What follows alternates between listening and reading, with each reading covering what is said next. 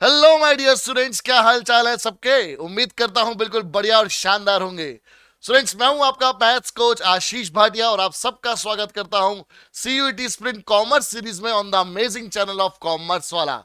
Students, इस series में हम लोग हर एक चैप्टर को डिटेल में कवर अप कर रहे हैं, वन शॉट के अंदर कवर अप कर रहे हैं, ताकि आपकी जो सीयूईटी की तैयारी है वो बहुत ही बढ़िया हो सके और आप लोग अपने ड्रीम कॉलेज तक पहुंच सके।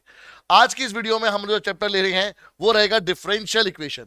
ये चैप्टर आपका core maths and applied maths दोनों ही स्टूडेंट्स के लिए कॉमन है, तो दैट मींस ये सेक्शन ए का पार्ट है।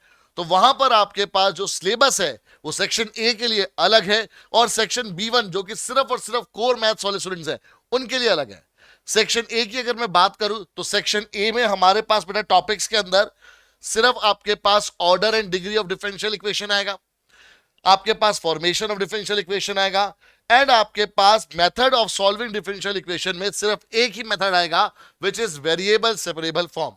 तो यानी इस वीडियो में वेरिएबल सेपरेबल फॉर्म तक सारे के सारे टॉपिक्स जितने भी हैं, सारे के सारे क्वेश्चन जितने भी हैं वो कोर मैथ्स और अप्लाइड मैथ्स के स्टूडेंट्स के लिए कॉमन है और वो आपके सेक्शन ए का पार्ट बनेंगे।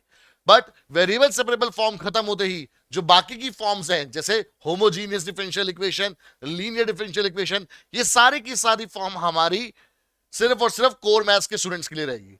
तो यानी कि कोर मैथ्स के स्टूडेंट्स के लिए भी ये वीडियो जरूरी है और अप्लाइड मैथ्स वाले स्टूडेंट्स के लिए भी जरूरी है, ठीक है। बट जो वेरिएबल सेपरेबल तक का पार्ट है वो आपका कंपलसरी सेक्शन तक का पार्ट है, तो वहां पर बेटा आपको कोई भी क्वेश्चन को मिस नहीं करना होता। तो दैट मींस वहां तक की प्रिपरेशन आपकी बहुत ही जबरदस्त होनी चाहिए। तो बिल्कुल जबरदस्त तरीके की प्रिपरेशन के लिए आपको इस वीडियो के साथ बने रहना है। सारी चीजें एक एक टॉपिक वाइज मैंने कवर अप करी है, पहले टॉपिक एक्सप्लेन करा है, फिर उस टॉपिक से related multiple choice question discuss कर रहे हैं जो आपके सीयूईटी एग्जाम में आ सकते हैं। तो बिल्कुल बने रहेंगे इस वीडियो के साथ और स्टार्ट करते हैं बेटा हम लोग with the topic of order and degree of differential equations. बच्चे, इस वीडियो में हम लोग पहले पूरा कॉन्सेप्ट समझेंगे, जैसे ऑर्डर और डिग्री क्या होती है डिफरेंशियल इक्वेशन की, फिर इससे रिलेटेड जो इंपॉर्टेंट क्वेश्चंस हैं उनको डिस्कस करेंगे, फिर नेक्स्ट टॉपिक उठाएंगे उसको डिस्कस करेंगे, फिर उससे related question, that mean topic, content और आपके पास प्रैक्टिस क्वेश्चन दोनों इस वीडियो में कवर अप होंगे।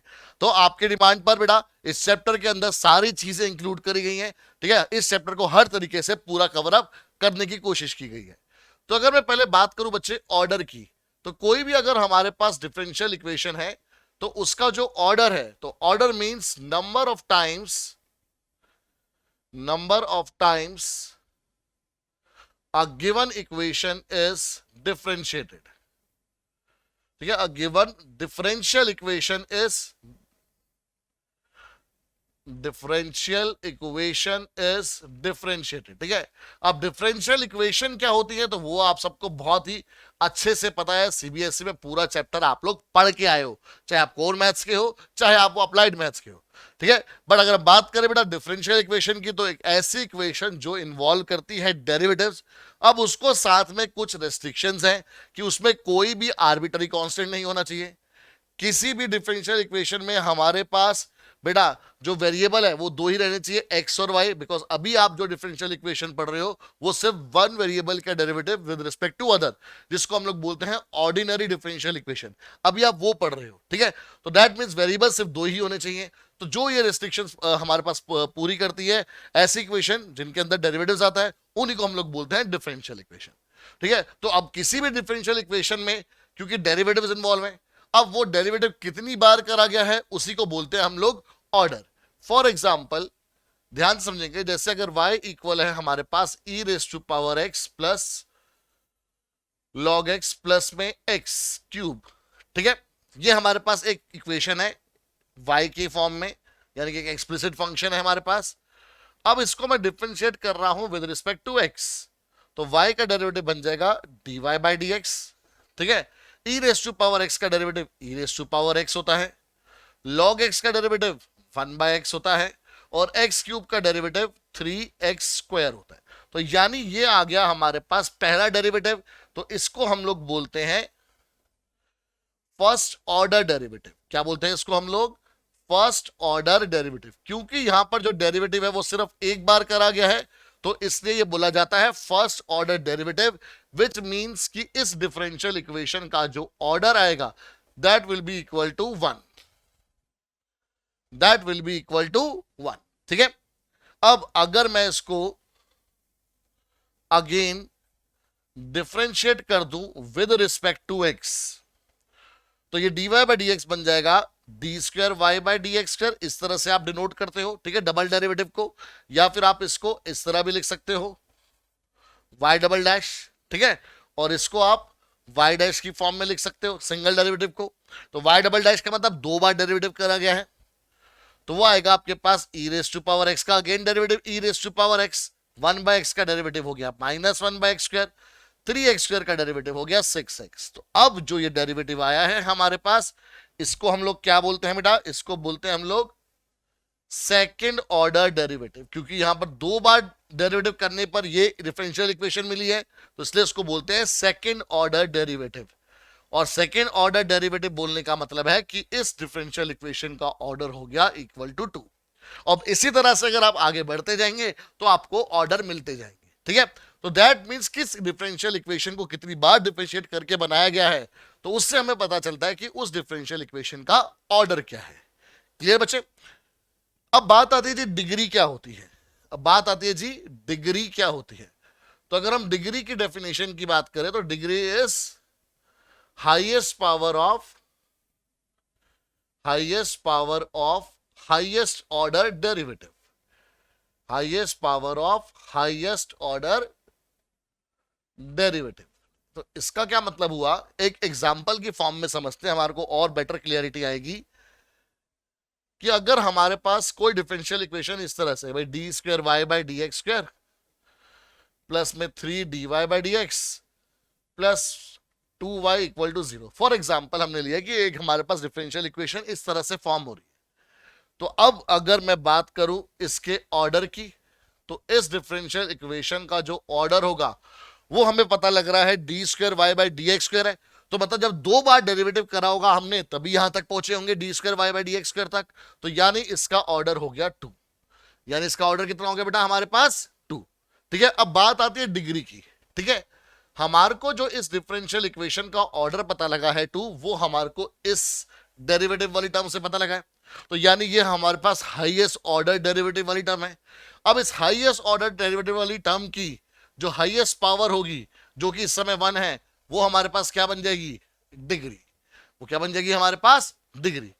तो आपने क्या देखना है बेटा कि जो हाईएस्ट ऑर्डर डेरिवेटिव वाली टर्म है उसकी जो हाईएस्ट पावर है, ठीक है, हाईएस्ट पावर मतलब जो उसकी होल पावर है, ठीक है, डी स्क्वायर वाई में ये जो 2 है वो ऑर्डर 2 रिप्रेजेंट करता है, वो पावर नहीं है। ये d2y बाई डी एक्स 2 ये हमारे को क्या रिप्रेजेंट करता है, ये हमारे को सेकंड ऑर्डर डेरिवेटिव रिप्रेजेंट करता है। तो ये पावर नहीं है, इसकी जो होल पावर होगी वो हमारे पास डिग्री बनेगी। ठीक है, एक और एग्जाम्पल से समझते हैं। एग्जाम्पल नंबर 1 कि अगर y डैश का whole cube, y double dash का whole square plus y triple dash की whole power 4 is equal to 0, हमारे पास ऐसी कोई डिफरेंशियल इक्वेशन है। ठीक है, हमने ऐसी एक रैंडम एग्जांपल लिया है। तो अब मैं अगर बात करूं भाई उसका ऑर्डर क्या होगा, तो ऑर्डर हमारे को पता चलेगा किससे, ट्रिपल डैश से, क्योंकि यहां पर y ट्रिपल डैश इन्वॉल्व हो रहा है। तो y ट्रिपल डैश का मतलब कि 3 बार डेरिवेटिव करा होगा, तो इसलिए ऑर्डर आ गया 3। और अब मैं बात करूं किसकी, डिग्री की, तो अब यहां पर इसी की हाईएस्ट पावर देखनी है। अब क्योंकि ये एक ही बार आ रहा है तो सिर्फ यही पावर देखी जाएगी, तो ये आ गया हमारे पास 4, तो डिग्री आ गई 4। एक और एग्जांपल कि कभी आपके पास इस तरह से है भाई y triple dash plus y double dash का होल स्क्वायर प्लस में y डैश का whole cube plus y raise to power 4 equal to 0। अब कोई डिफरेंशियल इक्वेशन अगर हमारे पास इस तरह से है तो सबसे पहले y ट्रिपल डैश देख के मैं बता सकता हूं कि भाई इसका ऑर्डर तो कितना होगा 3, क्योंकि 3 बार डेरिवेटिव करेंगे तभी y ट्रिपल डैश आएगा। अब हाईएस्ट पावर देखी जाए तो 4 है, बट वो 4 तो हाईएस्ट पावर y की है। डिग्री के लिए हमें हाईएस्ट पावर किसकी चाहिए होती है, y ट्रिपल डैश की। तो इसकी जो पावर है वो 1 है, तो यानी डिग्री हमारे पास किसके इक्वल आ गई, 1 के इक्वल आ गई। ठीक है, अब यहां पर बेटा हमारे पास डिग्री के लिए कुछ रेस्ट्रिक्शन है। कुछ क्या है हमारे पास डिग्री के लिए रेस्ट्रिक्शन है। ठीक है, रेस्ट्रिक्शन क्या है बड़ा ध्यान से समझना। रेस्ट्रिक्शन ये है बेटा कि कभी किसी डिफरेंशियल इक्वेशन में साइन के एंगल के अंदर या फिर किसी भी ट्रिग्नोमेट्रिक के एंगल के अंदर, for any trigonometric function, sine हो कॉस हो, टैन हो, सिकेंड हो, कोसिकेंड हो, ठीक है, कॉट हो, कुछ भी हो, या फिर अगर लॉग के साथ, जैसे लॉग एक्स होता है, लॉग के साथ जो यहां पर है, या फिर ई रेस टू पावर एक्स में एक्स की जगह पर। तो मतलब ट्रिग्नोमेट्रिक फंक्शंस में, लॉगरिथमिक फंक्शन में और एक्सपोनेंशियल फंक्शन में अगर जहां पर एक्स होता है, जहां पे जो आपका मेन वेरिएबल होता है, उसकी जगह पर अगर आपके पास क्या आ रहे हैं, यहां पर डेरिवेटिव आ रहे हैं, यहां पर क्या आ रहे हैं, अगर derivative, for example log d Y by D x आ गया, for example e raise to power d square y by D x square आ गया, तो ये ई की पावर में अगर डेरिवेटिव आ गया, साइन के एंगल में अगर डेरिवेटिव आ गया, लॉग के साथ में अगर डेरिवेटिव आ गया, तो इन दैट केस बेटा जो भी डिफरेंशियल इक्वेशन होगा उसकी जो डिग्री होगी, that degree will be not defined. ठीक है, ये याद रखना बेटा कि डिग्री क्या होगी उस केस में हमारी, नॉट डिफाइंड। कब? जब एक्सपोनेंशियल की पावर में लॉग के साथ एक्स की जगह पर, ट्रिग्नोमेट्रिक फंक्शन में एंगल एक्स की जगह पर क्या इन्वॉल्व हो जाए, डेरिवेटिव आ जाए, तो उस डिफरेंशियल इक्वेशन की डिग्री डिफाइंड नहीं होती। ऑर्डर तो रहता है बट डिग्री डिफाइंड नहीं होती। फॉर एग्जाम्पल जैसे भाई y triple dash whole square plus sine y double dash plus में 2y इक्वल टू 0 कि कोई हमारे पास इस तरह से एक डिफरेंशियल इक्वेशन है, ठीक है, रैंडम एग्जांपल लिया हमने। तो अगर मैं इस डिफरेंशियल इक्वेशन की ऑर्डर और डिग्री की बात करूंगा तो ऑर्डर तो मैं बता दूंगा भाई 3 है, क्योंकि y ट्रिपल डैश है तो मतलब ऑर्डर 3 है। और अगर मैं बात करूंगा डिग्री की, तो डिग्री वैसे तो 2 आनी चाहिए, बिकॉज इसकी जो हाईएस्ट पावर है वो 2 है और यही हाईएस्ट ऑर्डर डेरिवेटिव वाली टर्म है। बट क्योंकि यहां पर साइन के एंगल में डेरिवेटिव आ गया तो डिग्री हमारी हो जाएगी नॉट डिफाइंड। डिग्री क्या हो जाएगी बेटा हमारी, नॉट डिफाइंड। ठीक है, ये बात आपको याद रखनी है। एक और एग्जांपल देख सकते हो आप, जैसे कभी आ गया भाई y double dash plus e raise to power y dash plus में log x इक्वल टू 0, इस तरह से आ गया। तो अगेन मैं बात करूंगा पहले ऑर्डर की, तो ऑर्डर आप लोग बता दोगे 2, बिकॉज y डबल डैश है। अब इसकी होल पावर भी 1 है, बट क्योंकि यहां पर e raise to power y dash आ गया, e की पावर में x की जगह पर डेरिवेटिव इन्वॉल्व हो गया, x की जगह पर y आ जाए चलेगा, बट y डैश मतलब डेरिवेटिव इन्वॉल्व हो गया, तो वहां पर आपके पास जो डिग्री है वो आपकी नॉट डिफाइंड हो जाएगी। डिग्री क्या हो जाएगी बेटा आपकी, नॉट डिफाइंड हो जाएगी। क्लियर? तो आपको ये चीज ध्यान रखनी है।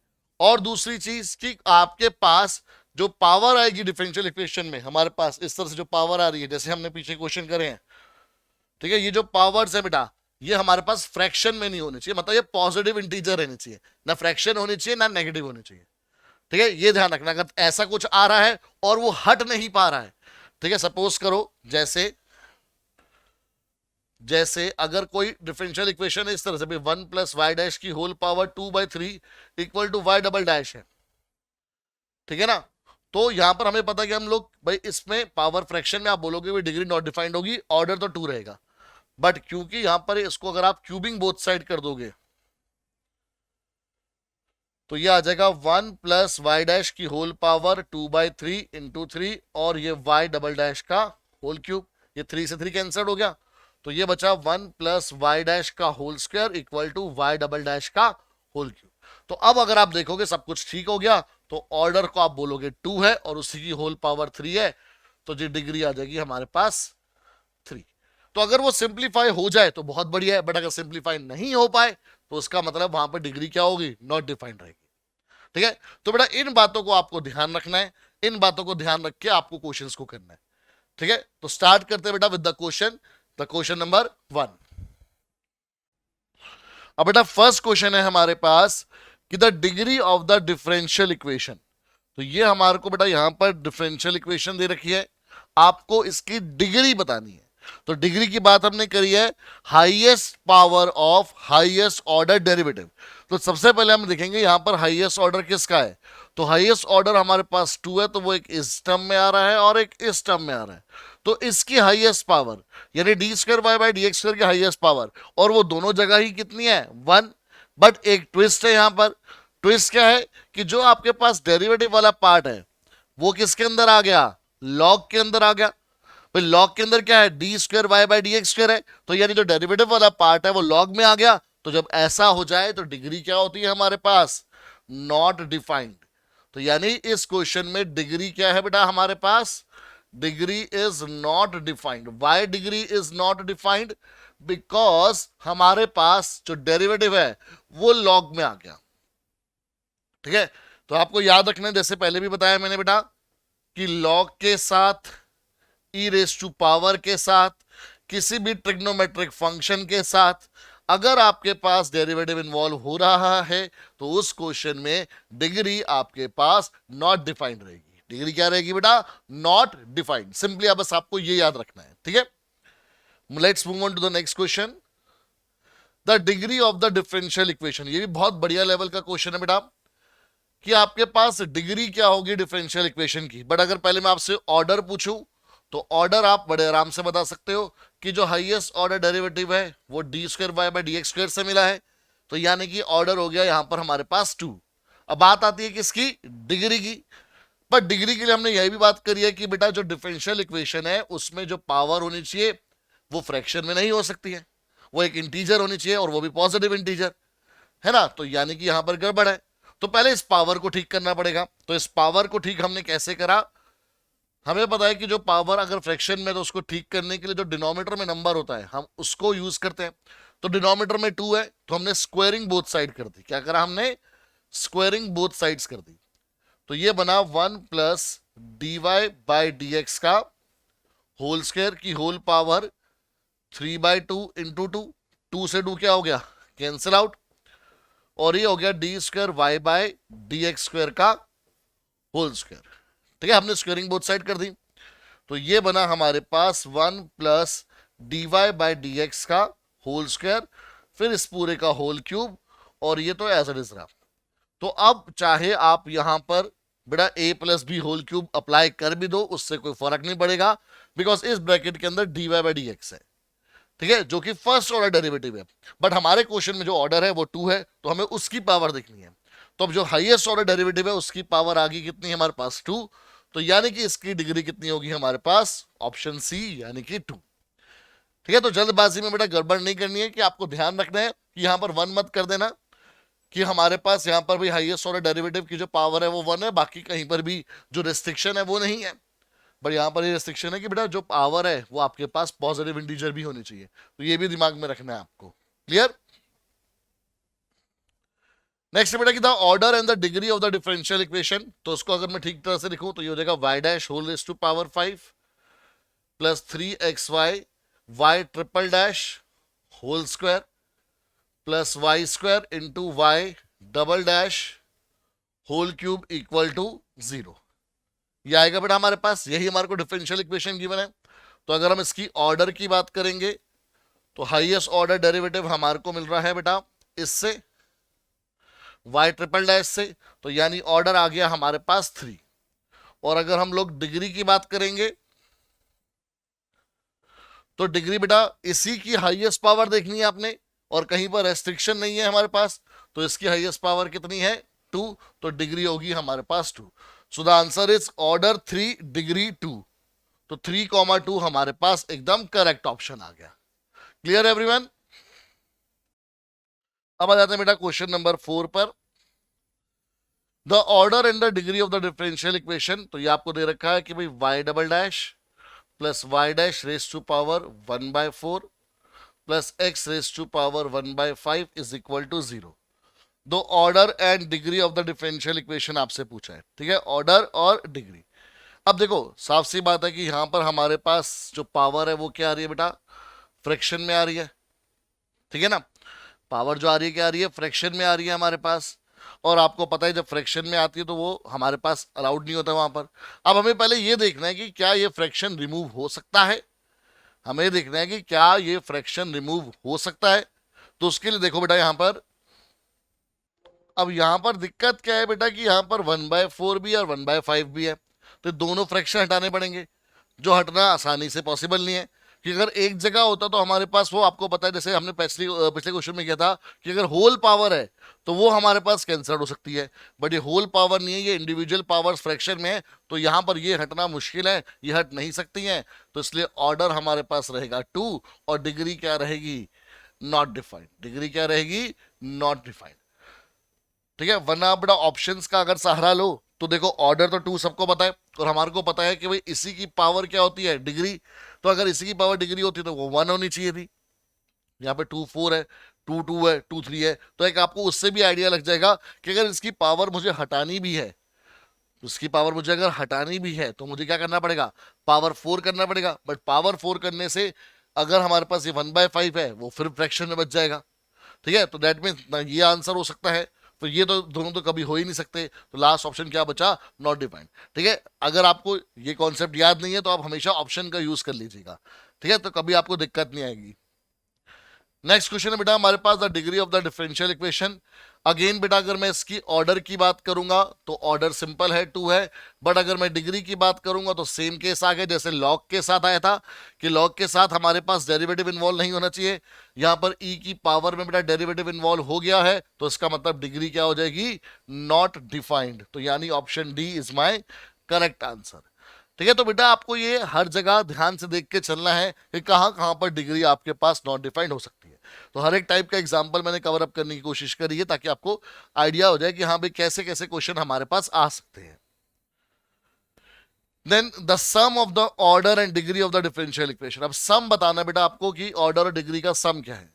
तो ये है हमारे पास 2 + 3y dash whole raise to power 2/3 is equal to 5xy double dash. Again बेटा ऑर्डर की सबसे पहले हम बात करेंगे, तो ऑर्डर हमारे को पता लग रहा है क्योंकि y डबल डैश है, तो ऑर्डर आप लोग बड़े आराम से बता सकते हो कि 2 आएगा। बट जब डिग्री की बात आएगी तो डिग्री में क्योंकि सबसे पहले हमारे को फ्रैक्शनल पावर दिखाई दी, तो यहां पर गड़बड़ है। बट क्या ये फ्रैक्शनल पावर रिमूव हो सकती है, तो यस, क्योंकि ये होल ब्रैकेट के ऊपर है तो ये बड़ी आसानी से रिमूव हो सकती है। उसके लिए हमें क्या करना पड़ेगा, उसके लिए हमारे को सिर्फ और सिर्फ क्यूब करना पड़ेगा। तो हमने करा क्यूबिंग बोथ साइड्स। क्या करा हमने, क्यूबिंग बोथ साइड्स। तो ये बना 2 + 3y डैश, क्यूब करा तो इंटू 3 हो गया, और ये हो गया 5xy डबल डैश का होल क्यूब। क्यूबिंग की तो बड़ा कैंसिल आउट, तो ये बचा 2 + 3y डैश का होल स्क्वायर, और ये आ जाएगा 125x³ y डबल डैश का होल क्यूब। तो जो हाईएस्ट ऑर्डर डेरिवेटिव है उसकी पावर आपको यहाँ पे 3 दिखाई दे रही है, तो यानी हमारे पास डिग्री कितनी आ गई, 3। और हमारे को इनका सम निकालना है, तो सम आ गया बेटा हमारे पास 2 + 3 यानी कि 5। तो यानी option A is my correct answer. ठीक है, तो बिल्कुल क्रिस्टल क्लियर होने चाहिए आपके कॉन्सेप्ट, ताकि आपके पास एकदम एक्यूरेट आंसर आपको मिल सके। नेक्स्ट मेरा टॉपिक आता है हमारे पास फॉर्मेशन ऑफ डिफरेंशियल इक्वेशन। ठीक है, आपके पास आप अगर डिफरेंशियल इक्वेशन फॉर्म करनी है तो हमारे पास क्या रूल है और क्या कॉन्सेप्ट है, इसको समझते हैं। तो बेटा फॉर्मेशन ऑफ डिफरेंशियल इक्वेशन में ये पता है कि हमारे को डिफरेंशियल इक्वेशन बनानी है किसी इक्वेशन की, तो उस इक्वेशन को डेरिवेट करना पड़ेगा। बट प्रॉब्लम हमारे पास आती है कि कितनी बार डेरिवेट करें, एक बार डेरिवेट करें, 2 बार डेरिवेट करें, 3 बार डेरिवेट करें। तो यानी ये हमें पता नहीं है कि हमें डेरिवेट कितनी बार करना है। बट डिफरेंशियल इक्वेशन तो बनानी है, बट डिफरेंशियल इक्वेशन बनानी है तो हमारे को उसका ऑर्डर भी पता होना चाहिए। ठीक है, डिग्री चलो हमारे हाथ में नहीं है कि वो भी क्या आएगी डेरिवेट होने के बाद, बट ऑर्डर तो हमारे हाथ में है कि हम कितनी बार डेरिवेट करेंगे। ठीक है, अपनी मर्जी से थोड़ा ना कि आप डेरिवेट करते जाओ, या सिर्फ एक बार ही करो या सिर्फ 2 बार ही करो। तो there has to be a rule. अब वो रूल क्या है ये समझते हैं बेटा। रूल क्या कहता है हमारे पास कि ऑर्डर ऑफ अ जो differential equation to be formed है हमारे पास, वो किसके इक्वल होना चाहिए, it is to be equal to number of arbitrary constants in the given equation. ये बेटा आपके पास रूल आपको याद रखना है कि ऑर्डर जो होता है किसी भी डिफरेंशियल इक्वेशन का वो किसके बराबर होता है। ऑर्डर मतलब कि कितनी बार हमारे को डिफरेंशिएट करना है, तो ये किसके बराबर होता है बेटा, ये बराबर होता है कि जिस इक्वेशन को आप डेरिवेट करके डिफरेंशियल इक्वेशन बनाना चाहते हो उसमें कितने आर्बिट्ररी कांस्टेंट है। अब कई बच्चों को ये आर्बिट्ररी कांस्टेंट का मतलब नहीं पता होगा, तो बेटा ध्यान से समझना है इस कॉन्सेप्ट को कि जो आपके पास कांस्टेंट्स होते हैं वो 2 तरीके से हो गए हमारे पास। एक हो गया फिक्स्ड कांस्टेंट, एक हो गया बेटा आर्बिट्ररी कांस्टेंट। ठीक है, फिक्स कांस्टेंट का मतलब हो गया जैसे 2, 3 पाई रूट 2, इस तरह से जिनकी वैल्यू आपको पता है कांस्टेंट और फिक्स है, बट कांस्टेंट ही, बट जिनकी वैल्यू हमारे पास ए बी सी डी की टर्म्स में ली जाती है, ठीक है, उनको बोलते हैं हम लोग आर्बिटरी कांस्टेंट। तो ये जो ए बी सी डी की फॉर्म में हमारे पास जो कांस्टेंट होते हैं उनको बोला जाता है आर्बिटरी कांस्टेंट, यानी कि जो अल्फाबेट्स की टर्म्स में हमारे पास कांस्टेंट होते हैं बेटा उनको बोला जाता है आर्बिटरी कांस्टेंट। क्या बोला जाता है उनको? आर्बिटरी कांस्टेंट बोला जाता है बेटा, ठीक है। तो हमें डेरिवेट कितनी बार करना है? हमें डेरिवेट करना है जितने उसके अंदर आर्बिटरी कांस्टेंट होंगे। फॉर एग्जांपल, ठीक है, एग्जांपल के लिए जैसे देखो ध्यान से, हमारे पास एक इक्वेशन है x by a plus y by b equal to 1, ठीक है, ये हमारे पास एक इक्वेशन है। अब इससे मुझे फॉर्म करनी है एक डिफरेंशियल इक्वेशन, तो मुझे इसको डेरिवेट करना है। अब इसके अंदर हमारे पास अगर देखा जाए तो टोटल 3 कांस्टेंट है, ए बी एंड 1, बट 1 हमारा फिक्स कांस्टेंट है तो हम उसकी बात नहीं करेंगे, हम बात करेंगे सिर्फ और सिर्फ आर्बिट्ररी कांस्टेंट की। आर्बिट्ररी कांस्टेंट मतलब जो अल्फाबेट की टर्म्स में लिखे जाए, तो वो कितने हैं हमारे पास? सिर्फ 2। तो यानी इस इक्वेशन को हमारे को 2 बार डिफरेंशिएट करना है। कितने बार डिफरेंशिएट करना है बेटा? 2 बार डिफरेंशिएट करना है। और डिफरेंशिएट हमारे को कुछ इस तरह से करना होता है कि जो रूल नंबर 2 है कि द फाइनल जो भी आपके डिफरेंशियल इक्वेशन आ रही है, the final differential equation must not contain any arbitrary constant। तो हमारे को नंबर ऑफ आर्बिट्ररी कांस्टेंट से ये तो पता लग गया था कि कितनी बार डिफरेंशिएट करना है, बट ये भी आपको ध्यान रखना है कि जब आप डिफरेंशिएट करके फाइनल डिफरेंशियल इक्वेशन पे पहुंचोगे उसमें एक भी आर्बिट्ररी कांस्टेंट नहीं होना चाहिए, ठीक है। अगर एक भी आर्बिट्ररी कांस्टेंट है तो दैट मींस वो डिफरेंशियल इक्वेशन आपकी गलत है। जैसे अब जैसे ये इक्वेशन है मेरे पास, मैं इसमें सबसे पहले करूंगा differentiating with respect to x, ठीक है। तो ये आ जाएगा एक्स का डेरिवेटिव 1 और 1 बाई एज इट इज रहेगा, ये 1 by b as it is रहेगा, y का डेरिवेटिव y डैश और 1 का डेरिवेटिव 0। तो y डैश किसके इक्वल आ गया हमारे पास? अगर आप ध्यान से देखेंगे तो ये आ जाएगा माइनस बी बाई ए के, ठीक है। मैं डायरेक्ट कर दिया इसको, पहले उधर शिफ्ट करा, फिर आप b को उधर शिफ्ट करोगे तो माइनस बी बाई ए बन जाएगा। क्योंकि मुझे 2 बार डिफरेंशिएट करना कंपलसरी है बिकॉज 2 आर्बिट्ररी कांस्टेंट है। तो again differentiating with respect to x, मैं ये नहीं कर सकता कि मैं एक ही बार उसको क्या करूं, डिफरेंशिएट करूं, बस नहीं, जितने आर्बिट्ररी कांस्टेंट है उतनी बार तो आपको डिफरेंशिएट करना ही पड़ेगा।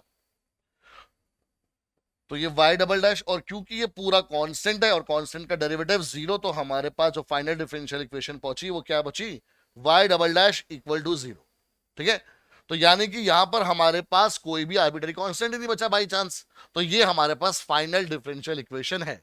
तो this differential equation is obtained from this, हमारे पास बोल सकते हैं इक्वेशन ऑफ कर्व, या फिर आपको पता है कि इक्वेशन ऑफ लाइन है ये।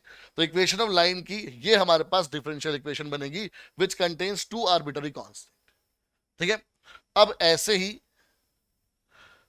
एक और एग्जांपल लेते हैं कि हमारे पास इक्वेशन ऑफ जो कर्व है वो ये है, और ये पता है हमारे को एक एलिप्स है हमारे पास, ठीक है। ये किसकी इक्वेशन होती है? एक एलिप्स की इक्वेशन होती है। अब इसकी हमारे को क्या करनी है? डिफरेंशियल इक्वेशन फॉर्म करनी है। तो अगेन बेटा आ जाओ, यहां पर कितने आर्बिट्ररी कांस्टेंट है? अब ए स्क्वायर का मतलब ये नहीं है कि 2 आर्बिट्ररी कांस्टेंट है। ए स्क्वायर अल्फाबेट कितने आए हैं? एक ही है, चाहे वो स्क्वायर हो, क्यूब हो, जो मर्जी हो, अल्फाबेट कितने आए? एक, ए, ठीक है। तो वो उसको एक आपको आर्बिट्ररी कांस्टेंट माना जाएगा। एंड सिमिलरली बी स्क्वायर का मतलब 1 आर्बिट्ररी कांस्टेंट। तो ए और बी हमारे पास यहां पर 2 आर्बिट्ररी कांस्टेंट है, उनकी पावर जितनी मर्जी हो जाए उससे फर्क नहीं पड़ेगा, ठीक है। क्योंकि कल को अगर रूट ए आ गया कांस्टेंट में तो आप क्या बोलोगे कि जो कांस्टेंट है वो क्या है? रूट टाइम्स है। अगर ए स्क्वायर को आप 2a बोल रहे हो तो यानी कि आप 2 आर्बिट्ररी कांस्टेंट ले रहे हो, तो रूट ए को क्या बोलोगे? कुछ बोल ही नहीं पाओगे। ए की पावर 1/5 को क्या बोलोगे कि कितने कांस्टेंट है ना। तो इसलिए आपके पास पावर जो मर्जी हो जाए अल्फाबेट्स की, आर्बिट्ररी कांस्टेंट्स की, उसको 1 ही काउंट करते हैं। तो 2 आर्बिट्ररी कांस्टेंट है तो 2 बार डिफरेंशिएट करना है। आप बोलोगे कोई दिक्कत नहीं है सर, अभी तो करके आए हैं ऐसा काम, तो देखते हैं दोबारा। डिफरेंशिएट करा बेटा 1 बाय एक्स की रिस्पेक्ट से, ठीक है सिर्फ। तो 1 by a square as it is, x square का डेरिवेटिव क्या हो गया?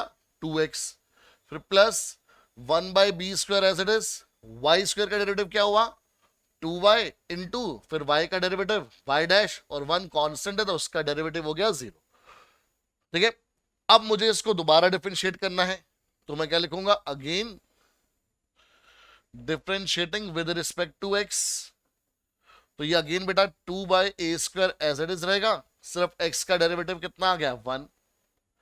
ये 2/b² एज इट इज रहेगा। अब यहां पर आपके पास ये जो y डैश है वो इकट्ठा हो जाएगा क्योंकि मल्टीप्लाई हो रहे हैं, तो उसके डेरिवेटिव के लिए मुझे प्रोडक्ट रूल लगाना पड़ेगा। तो जब मैंने प्रोडक्ट रूल लगाया तो पहले y as it is, y dash का डेरिवेटिव हो गया y डबल डैश, फिर plus y dash as it is, इस वाले y का डेरिवेटिव हो गया वापस y डैश और इक्वल टू 0। तो ये इक्वेशन आई बेटा मेरे पास 2/a² plus 2/b² y into y double dash plus y dash का होल स्क्वायर इक्वल टू 0। तो ये जो मेरे पास डिफरेंशियल इक्वेशन आई है उसके अंदर अगेन आर्बिट्ररी कांस्टेंट आ गए और दोनों ही आ गए a और b। तो दैट मींस ये काम मेरा क्या है, गलत है। ये मेरे पास डिफरेंशियल इक्वेशन नहीं है। क्यों भाई, ऑर्डर तो 2 आ रहा है, सही चल रहा है, बट यहां पर हमारे पास आर्बिट्ररी कांस्टेंट वापस आ गए। और रूल क्या है कि डिफरेंशियल इक्वेशन जो आपकी फाइनल बनेगी उसमें कोई भी आपके पास आर्बिट्ररी कांस्टेंट नहीं होना चाहिए। तो इसलिए हम लोग क्या करेंगे बेटा, यहां पर दोबारा डिफरेंशिएट करने से पहले इसी इक्वेशन को थोड़ा सा हम लोग सिंप्लीफाई करेंगे। कैसे, इसको उधर भेज दो तो यह आ जाएगा 1/b² 2y dash equal to minus 2x/a²। 2 से 2 तो कैंसिल आउट हो गया, फिर इस b² को भी उधर भेज दो तो ये आ गया y into y dash equal to minus, यहां पे सॉरी ये, हाँ ठीक है, माइनस, हाँ बिल्कुल ठीक जा रहा है, माइनस b² x/a²। ठीक है, हमने शिफ्टिंग कर दी, बट हमने क्या करा कि जो ये x है इसको भी हमने उस साइड भेजा ताकि सारे हमारे पास वेरिएबल वाली टर्म्स एक साथ आ जाए और जितने भी आर्बिट्ररी कांस्टेंट है वो सारे एक साथ आ जाए। अब बेटा ये जानबूझ के किया जाता है, ये हमारे पास हमेशा जानबूझ के किया जाता है कि फर्स्ट डेरिवेटिव के बाद सारे आर्बिट्ररी कांस्टेंट एक साथ ले आए जाए। क्यों, क्योंकि ऐसा करने से क्या होता है कि जब आप दोबारा डेरिवेटिव करोगे, जब आप करोगे again differentiating with respect to, again differentiating with respect to x, तो जब आप दोबारा डेरिवेटिव करोगे तो जो भी बेटा राइट हैंड साइड है it is all constant, right hand side में जो कुछ भी है वो सब कांस्टेंट है, तो उसका डेरिवेटिव सारा 0 हो जाएगा। और जब सारे आर्बिट्ररी कांस्टेंट का डेरिवेटिव 0 हो गया तो मतलब कोई भी आर्बिट्ररी कांस्टेंट बचा ही नहीं हमारे पास, जो हमारा टारगेट था वो फुलफिल हो गया।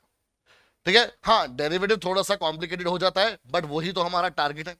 तो अब देखते हैं बेटा इसका डेरिवेटिव आप कैसे करोगे। ठीक है, यहां पर लगेगा क्वेश्चन टूल, बिकॉज फ्रैक्शन में है तो क्वेश्चन टूल लगेगा। अब क्वेश्चन टूल के अकॉर्डिंग बड़े ध्यान से समझना, पहले denominator as it is derivative of numerator, फिर minus numerator as it is into derivative of denominator upon में स्क्वायर ऑफ डिनोमिनेटर। ठीक है, तो लेफ्ट हैंड साइड पे बेटा क्वेश्चन टूल लग गया हमारे पास, denominator as it is derivative of numerator, derivative को हमने डैश से डिनोट किया है, अभी डेरिवेटिव करा नहीं है। Same numerator as it is into derivative of denominator, अभी हमने डेरिवेटिव डिनोट किया है, पूरा कंप्लीट नहीं किया। एंड राइट हैंड साइड पे ये बेटा पूरा कांस्टेंट तो इक्वल टू 0 है ना, तो ये x² उधर जाके क्या हो गया 0, तो बचा क्या बेटा x, और यहां पर हम डेरिवेटिव कर देते हैं। तो पहले y as it is, y dash का डेरिवेटिव y डबल डैश, फिर y dash as it is again y का डेरिवेटिव y डैश, और ये minus y dash as it is x का डेरिवेटिव 1 इक्वल टू 0।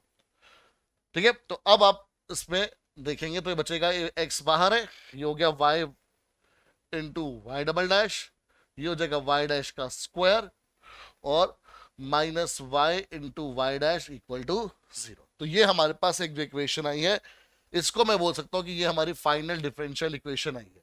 क्यों, क्योंकि इसमें एक भी आर्बिट्ररी कांस्टेंट नहीं है और ये जिस गिवन इक्वेशन से बनी है उसमें 2 आर्बिट्ररी कांस्टेंट थे, तो हमने 2 बार डेरिवेटिव कर दिया है और हमारे को ऑर्डर 2 यहाँ पे क्लियरली दिखाई भी दे रहा है। ठीक है, तो बेटा ये हमारे पास कॉन्सेप्ट है किसका, फॉर्मेशन ऑफ डिफरेंशियल इक्वेशन का। तो 2 बातें आपको इसमें ध्यान रखनी है। ठीक है, कौन कौन सी 2 बातें बेटा ध्यान रखनी है, पहली कि आपके पास ऑर्डर ऑफ डिफरेंशियल इक्वेशन जो है वो नंबर ऑफ आर्बिट्ररी कांस्टेंट्स के इक्वल होता है, और दूसरा कि जो फाइनल डिफरेंशियल इक्वेशन है उसमें एक भी आर्बिट्ररी कांस्टेंट नहीं होना चाहिए। क्लियर बेटा? तो चलिए अब इसके क्वेश्चंस देख लेते हैं। क्वेश्चन में बोलता है कि the order of the differential equation of all circles of given radius A is. अब सर्कल की बात हुई है बेटा यहां पर, तो पहले सर्कल की आपको स्टैंडर्ड इक्वेशन पता होनी चाहिए। तो स्टैंडर्ड इक्वेशन ऑफ सर्कल हमारे पास क्या होती है, जो स्टैंडर्ड फॉर्म होती है, it is x minus h whole square plus y minus k whole square equal to r square. ठीक है ना? वेयर h कॉमा k से हमारे को क्या मिलता है, coordinate of centre of circle. ठीक है, और हमारे को r से क्या मिलता है, रेडियस ऑफ सर्कल मिलता है। आर से हमारे को क्या मिलता है बेटा, रेडियस ऑफ सर्कल मिलता है ना? तो ये हमारे पास एक स्टैंडर्ड फॉर्म होती है किसी भी सर्कल की इक्वेशन की। अब इसमें हमारे को बोला हुआ है क्वेश्चन में कि गिवन की जो रेडियस है यानी आर जो है वो ए के इक्वल है, तो यानी ए हमारे पास क्या हो गया, एक आर्बिट्ररी, ए हमारे पास क्या हो गया, एक फिक्स्ड कांस्टेंट हो गया। ठीक है, ए हमारे पास क्या हो गया इस समय, एक फिक्स्ड कांस्टेंट, बिकॉज जो चीज बेटा गिवन हो जाए, ठीक है, जिसकी वैल्यू गिवन हो वो हमारे पास फिक्स कांस्टेंट बन जाती है, चाहे वो अल्फाबेट की फॉर्म में ही है। ठीक है, अगर अल्फाबेट वाली फॉर्म में अगर आपको बोल दिया गया कि ये चीज गिवन है तो दैट मींस वो चीज फिक्स्ड है, तो वो हमारे पास फिक्स कांस्टेंट बन जाती है। ठीक है, जैसे 2 है, 2 कांस्टेंट क्यों है, बिकॉज उसकी वैल्यू गिवन है कि वो 2 वैल्यू की है। ऐसे अगर रेडियस गिवन है कि वो ए है तो दैट मींस गिवन है, तो अगर वो गिवन है तो वो फिक्स कांस्टेंट बन गया। बट जो एच और के हैं हमारे पास, जो एच और के हैं ये हमारे पास आर्बिट्ररी कांस्टेंट है। तो यानी इस क्वेश्चन में हमारे पास जो आर्बिट्ररी कांस्टेंट है वो कितने हैं, 2। सो दैट इंप्लाइज इसका ऑर्डर भी कितना होगा हमारे पास, 2। अब वो डिफरेंशियल इक्वेशन क्या आएगी अभी हम उसकी बात नहीं कर रहे हैं, बट इसका ऑर्डर क्या आएगा, 2। क्लियर बेटा? तो इस तरह से आपको कॉन्सेप्ट को समझ के यूज करना है, तो उसके लिए आपके पास प्रीवियस नॉलेज भी रिक्वायर्ड हो सकती है। ठीक है, तो सारी चीजें बेटा आपको रिवाइज करनी है। और ये सर्कल की इक्वेशन बेटा मैंने आपको जब एप्लीकेशन ऑफ इंटीग्रेशन करवाया है तो उसमें आपको रिवाइज करवाई है। ठीक है, अब y इक्वल टू आपको इक्वेशन दे रखी है, क्या है जी, y इक्वल है a into e raise to power M x plus b into e raise to power minus M x. ठीक है, आपको बताना है कि इससे जो डिफरेंशियल इक्वेशन बनेगी वो कौन सी बनेगी। तो इसके लिए सबसे पहले आपको यह पता होना चाहिए कि आपको इसको कितनी बार डेरिवेट करना है। तो यहां पर बेटा हमारे को साफ साफ दे भी रखा है कि a b are arbitrary constant, नहीं भी दे रखा होता तो हम इसको आर्बिट्ररी कांस्टेंट मान के चलते। तो अब हमने क्या करना है, डिफरेंशिएट 2 बारी करना है। तो पहली बारी करा एक्स के रिस्पेक्ट में, y का डेरिवेटिव y डैश, ये तो बेटा मैं आपको पूरा लिख के समझा रहा हूं इसलिए टाइम लगेगा, जब आप इक्वेशन देखेंगे तो सीधा डेरिवेटिव को अटैक करेंगे। ठीक है, तो a as it is constant है, तो e की पावर mx का डेरिवेटिव e की पावर mx इंटू mx का डेरिवेटिव m। ठीक है, चेन रूल लगा बेटा यहां पर। इसी तरह से plus b as it is e raise to power minus x का derivative e raise to power minus x into minus mx का डेरिवेटिव, चेन रूल के हिसाब से फिर माइनस m आ जाएगा। ठीक है, आपको एंड तक आपको पहुंचना, जब तक x नहीं आता डेरिवेटिव करते रहना है। तो ये आ गया बेटा आपके पास y डैश कितना, a m e mx minus B m e minus M x. ठीक है, ये तो अभी फर्स्ट डेरिवेटिव हुआ है, तो हमने बोला again differentiating with respect to x. क्यों कर रहे हैं बेटा दोबारा डेरिवेटिव, बिकॉज हमारे पास ऑर्डर 2 है। ऑर्डर 2 क्यों है, बिकॉज ए और बी 2 कांस्टेंट है। सो वाई डबल, अब देखो यहां पर सिर्फ ए और बी के बारे में बोला है, एम के बारे में नहीं बोला, तो इसलिए हम लोग 2 लेके चल रहे हैं। ठीक है, अगर नहीं गिवन है तो m मतलब क्या है, आपका एक फिक्स्ड कांस्टेंट है। ठीक है, ये छोटी छोटी बातें बेटा ध्यान रखनी है। तो ये आएगा हमारे पास अब A M as it is e की पावर एम एक्स का डेरिवेटिव ई की power M X into M, similarly minus B M as it is इसका derivative e raise to power minus M X into minus M. तो ये बना मेरे पास A M square e M X, ये minus और ये minus plus B M square e minus M X. तो यानी कि हम लोग अब यहां से y डैश के अंदर एम स्क्वायर कॉमन निकाल सकते हैं। तो ये A e M x plus B e minus M X आ गया। और यही चीज बेटा क्या है हमारे पास, यही चीज क्या है हमारे पास, यही चीज है हमारे पास y। तो ये हो गया y double dash minus m square y equal to 0। ठीक है, तो हमारे पास माइनस एम स्क्वायर वाई है, तो यानी ऑप्शन सी हमारे पास करेक्ट आंसर है। ठीक है बच्चे, तो बड़े ध्यान से आपको चलना है। ठीक है, जो कॉन्सेप्ट सीखा है उसको यूज करके चलना है। ठीक है, ये क्योंकि अभी एक्सप्लेन कर दो बेटा इतना टाइम लग रहा है, और आप इसको फटाफट 1 मिनट के अंदर आराम से डेरिवेट कर सकते हो। चलिए आगे बढ़ते बेटा कि the order and degree of the differential equation of the family of hyperbolas where a is arbitrary constant are respectively. तो बेटा इक्वेशन है x square minus y square equal to a square. तो आपसे ऑर्डर और आपसे पूछा है कि डिग्री क्या आएगी। ऑर्डर के लिए तो हमें पता है कि भाई जितने हमारे पास क्या है, जितने हमारे पास आर्बिट्ररी कांस्टेंट है उतने ही ऑर्डर होंगे। बट डिग्री के लिए हमारे को डेरिवेटिव करके देखना पड़ेगा कि भाई डिग्री क्या बनेगी। तो फटाफट देखते हैं बेटा, कि एक ही आर्बिट्ररी कांस्टेंट है तो एक बार डिफरेंशिएट करना है। तो एक्स स्क्वायर का डेरिवेटिव 2x, वाई स्क्वायर का derivative 2y into y dash, और ए स्क्वायर कांस्टेंट है तो डेरिवेटिव 0। तो 2 से आपने डिवाइड कर दिया तो x minus y y dash equal to 0। ये हमारे पास फाइनल डिफरेंशियल इक्वेशन आई। ठीक है, अब अगर इसमें ऑर्डर की बात करोगे बेटा आप, तो ऑर्डर साफ दिखाई दे रहा है 1 है, और डिग्री की बात करेंगे तो वो भी हमारे पास 1 है। तो ऑर्डर 1 डिग्री 1, यानी option C is correct answer. तो बेटा इस तरह से क्वेश्चन आपके पास आएंगे जो फॉर्मेशन ऑफ डिफरेंशियल इक्वेशन पर होंगे। एक और question, the differential equation obtained on eliminating a and b from अब y a cos omega t. अब ये जैसे बेटा इसके अंदर ट्रिगो इन्वॉल्व है, तो ये क्वेश्चन बेटा आपका ऑब्वियसली कोर मैथ्स के लिए है। अप्लाइड मैथ्स वाले इस क्वेश्चन को स्किप कर सकते हैं। ठीक है, बाकी सारे क्वेश्चन उनके लिए भी जरूरी थे, बट इस क्वेश्चन को वो स्किप कर सकते हैं।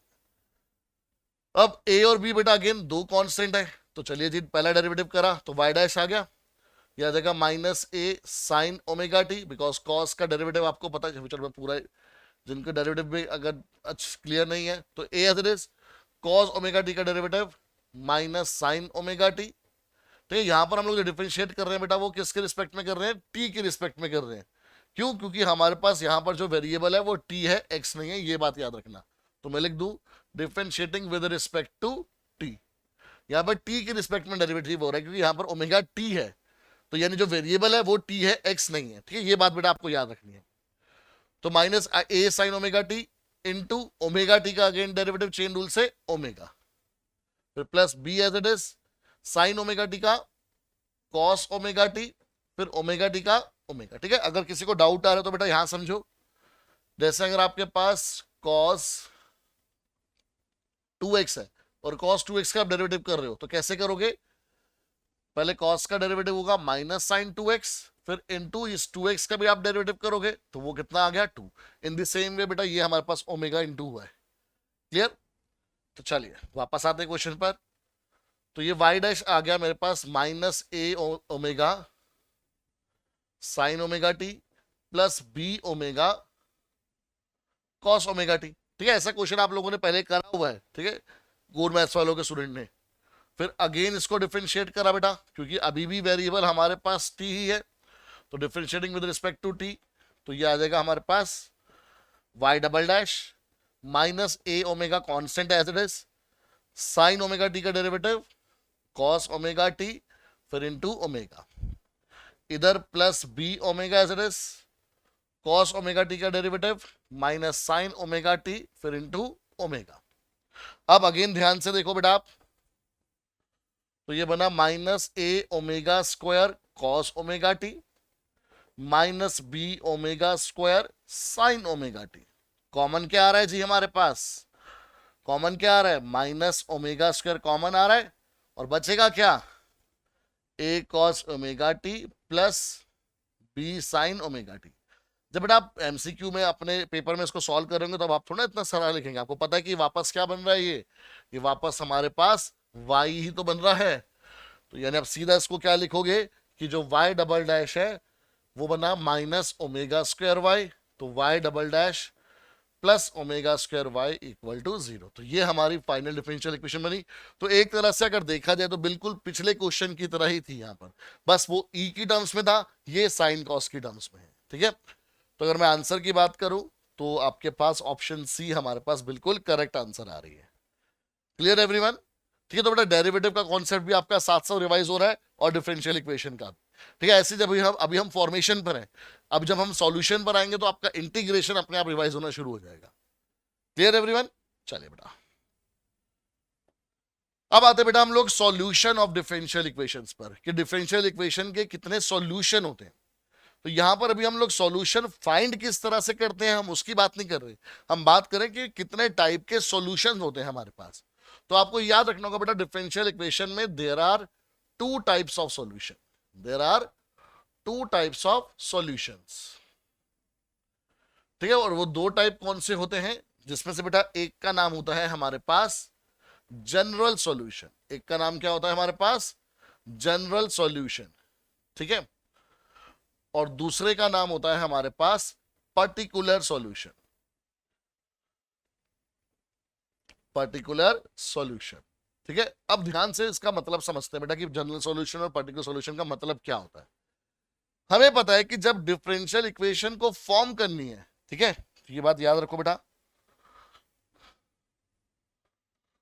टू फॉर्म डिफरेंशियल इक्वेशन हमें क्या करना पड़ता है, डेरिवेटिव करना पड़ता है। And to solve differential equation हमें क्या करना पड़ता है, इंटीग्रेशन करना पड़ता है। ठीक है, ये बेसिक बात आपको याद रखनी है कि अगर आपको डिफरेंशियल इक्वेशन को सॉल्व करना है तो आपको इंटीग्रेशन करनी पड़ेगी, और डिफरेंशियल इक्वेशन को फॉर्म करना है, मतलब डिफरेंशियल इक्वेशन बनानी है, तो आपको डेरिवेट करना पड़ेगा, है ना। बनाने के लिए डेरिवेट, सॉल्व करने के लिए इंटीग्रेट, बनाने के लिए डेरिवेट, सॉल्व करने के लिए इंटीग्रेट। अब बेटा इंटीग्रेट करेंगे तो हमें पता है इंटीग्रेशन में हमारे पास क्या आएगा, सॉल्व करने के बाद इंटीग्रेशन में क्या आता है, प्लस सी आता है हमारे पास, जो कि इसको हम लोग बोलते हैं कांस्टेंट ऑफ इंटीग्रेशन। तो अगर हमारे पास सॉल्व इस तरह से हो रहा है कि वहां पर ये जो प्लस सी है वो आ रहा है, यानी कि constant of integration is, constant of integration is included in the in solution, तो उसको बोलते हैं हम लोग जनरल सॉल्यूशन। ठीक है, वो एक जनरल फॉर्म है हमारे पास। ठीक है, बट जैसे कि नाम है पर्टिकुलर, तो दैट मीन्स एक स्पेसिफिक केस, तो that means for a specific case, या फिर इसको हम लोग बोल सकते हैं पॉइंट। स्पेसिफिक पॉइंट बोलने का मतलब है कि आपको एक्स एंड वाई की वैल्यूज क्या होगी, गिवन होंगी, कि भाई इस पॉइंट पर जहां पर x की वैल्यू 1 है और y की वैल्यू 2 है फॉर एग्जांपल, या फिर ओरिजिन पर, ठीक है, आप बताइए कि भाई इस डिफरेंशियल इक्वेशन का पर्टिकुलर सॉल्यूशन क्या होगा। तो यानी आपको ऑलरेडी क्या दे रखा होगा, x और y की वैल्यूज गिवन होगी, यानी एक स्पेसिफिक पॉइंट गिवन होगा। तो फॉर अ स्पेसिफिक पॉइंट आपके पास क्या किया जाता है, इंटीग्रेशन इज डन, या फिर जिसको आप बोल सकते हैं डिफरेंशियल इक्वेशन इज सॉल्व्ड। तो वो हो जाता है बेटा हमारे पास पर्टिकुलर सॉल्यूशन। तो हमारा जो आंसर आता है वो उसमें कांस्टेंट ऑफ इंटीग्रेशन नहीं आता है। ठीक है, तो जिस हमारे पास सॉल्यूशन में प्लस सी आएगा, दैट मीन्स हमें नहीं पता होगा कि हमारे पास किस स्पेसिफिक पॉइंट के लिए आंसर पूछा है, दैट मीन्स एक जनरल वे में पूछा है तो वो जनरल सॉल्यूशन कहलाएगा। बट एक पर्टिकुलर पॉइंट के लिए आपको बोला गया होगा कि डिफरेंशियल इक्वेशन को सॉल्व करो, तो वो हमारे पास पर्टिकुलर सॉल्यूशन बन जाएगा। ठीक है, चलिए अब क्वेश्चन क्या पूछता है कि the number of arbitrary constants in the general solution. यहां पर बात हो रही थी जनरल सॉल्यूशन की, और क्या पूछा है, नंबर ऑफ आर्बिट्ररी कांस्टेंट्स कितने होंगे ऑफ फोर्थ ऑर्डर। अब बेटा यहां पर बोला गया है फोर्थ ऑर्डर, तो फोर्थ ऑर्डर का मतलब बेटा हमारे पास 4 बार डेरिवेट करा है। ठीक है, अब 4 बार डेरिवेट करा है, तो उसको सॉल्व करने के लिए 4 बार इंटीग्रेट भी किया होगा। 4 बार इंटीग्रेट करा है तो हर बार इंटीग्रेशन करने पर एक आर्बिट्ररी कांस्टेंट आता है, जिसको हम लोग प्लस सी बोलते हैं। क्योंकि अभी तक हमने सिर्फ जो हमारे कोर्स में है, ठीक है, वो सॉल्व करने के लिए सिर्फ फर्स्ट ऑर्डर डिफरेंशियल इक्वेशन ही है। बट जैसे आप कॉलेजेस में जाएंगे तो वहां पे बेटा आपको सेकंड ऑर्डर, थर्ड ऑर्डर, इस तरह से आपको मिलेंगे डिफरेंशियल इक्वेशन को सॉल्व करने के लिए। ठीक है, जिसको हम लोग ऑर्डिनरी डिफरेंशियल इक्वेशन के फॉर्म में आप पूरा पढ़ोगे, चैप्टर भी होता है, बुक का नाम भी एक ऑर्डिनरी डिफरेंशियल इक्वेशन करके आती है, ठीक है, ये आपके कॉलेजेस में मिलेगी आपको। अब आपके पास अगर फोर्थ ऑर्डर है, आपके पास क्या है बेटा, अगर फोर्थ ऑर्डर है तो यानी वहां पर 4 बार डेरिवेटिव करके पहुंचोगे, और हर एक बार एक एक डेरिवेटिव को सॉल्व करने के लिए एक एक बार इंटीग्रेशन करनी पड़ेगी। 4 ऑर्डर है तो 4 बार डिफरेंशिएट, तो यानी इक्वेशन को वापस सॉल्व करने के लिए आपको 4 क्या बोलते टाइप 4 टाइम्स क्या करना पड़ेगा, इंटीग्रेशन करना पड़ेगा, और हर बार इंटीग्रेशन का एक आर्बिट्ररी कांस्टेंट आएगा। तो यानी 4 बार इंटीग्रेशन करने पर कितने कांस्टेंट आएंगे, 4 आर्बिट्ररी कांस्टेंट। तो यानी जनरल सॉल्यूशन के अंदर जिसका फोर्थ ऑर्डर है, हमारे पास कितने आर्बिट्ररी कांस्टेंट होंगे, 4। ठीक है, तो बेसिक कॉन्सेप्ट है बेटा हमारे पास, जिससे हमारे पास डिफरेंशियल इक्वेशन बनी थी, उसी से हमारे पास उसका सॉल्यूशन भी बना है। ठीक है, फिर नेक्स्ट क्वेश्चन देखो, सेम क्वेश्चन है कि the number of arbitrary constants in the, इस बार बोल दिया जी पर्टिकुलर सॉल्यूशन, ठीक है, और इस बार थर्ड ऑर्डर बोल दिया है, तो इस बार थर्ड ऑर्डर है, बट थर्ड ऑर्डर का मतलब है कि 3 बार डेरिवेट करा है, तो यानी इंटीग्रेशन भी 3 बार करना पड़ेगा। बट क्योंकि हमारे पास यानी एक पर्टिकुलर सॉल्यूशन है, तो यानी हर बार इंटीग्रेशन के लिए आपको x and y values given होगी क्वेश्चन के अंदर, जिसके लिए आप सॉल्यूशन निकालोगे। तो यानी किसी भी इंटीग्रेशन के टाइम पर कोई भी आर्बिट्ररी कांस्टेंट नहीं आएगा, प्लस सी नहीं आएगा। क्यों? बिकॉज आपके पास एक तरह से प्लस सी की वैल्यू निकालने के लिए आपको एक्स और वाई की वैल्यू गिवन है। तो हर बार आप जो कांस्टेंट ऑफ जो आर्बिट्ररी कांस्टेंट आ रहा था उसकी वैल्यूज आप फाइंड आउट कर लेते हो, तो दैट मींस हमारे पास कोई भी आर्बिट्ररी कांस्टेंट बचेगा नहीं।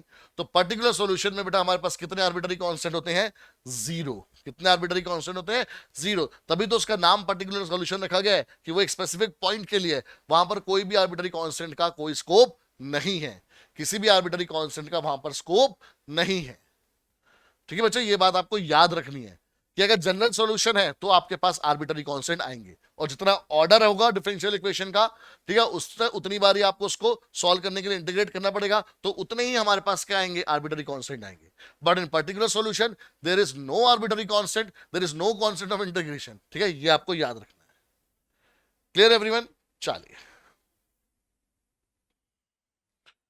अब बात करते हैं बेटा हम लोग methods of solving differential equations. अब बच्चे हमारे पास टोटल, हमारे अगर कोर्स में देखा जाए तो हमारे पास 3 मेथड होते हैं डिफरेंशियल इक्वेशन को सॉल्व करने के लिए। बट जो अप्लाइड मैथ्स के स्टूडेंट है उनके कोर्स में सिर्फ एक ही मेथड है, जो पहला मेथड होता है। तो हम पहले तीनों मेथड के नाम पढ़ते हैं। जैसे पहला मेथड होता है हमारे पास solving differential equation by variable separable method. ठीक है, वेरिएबल सेपरेबल मेथड।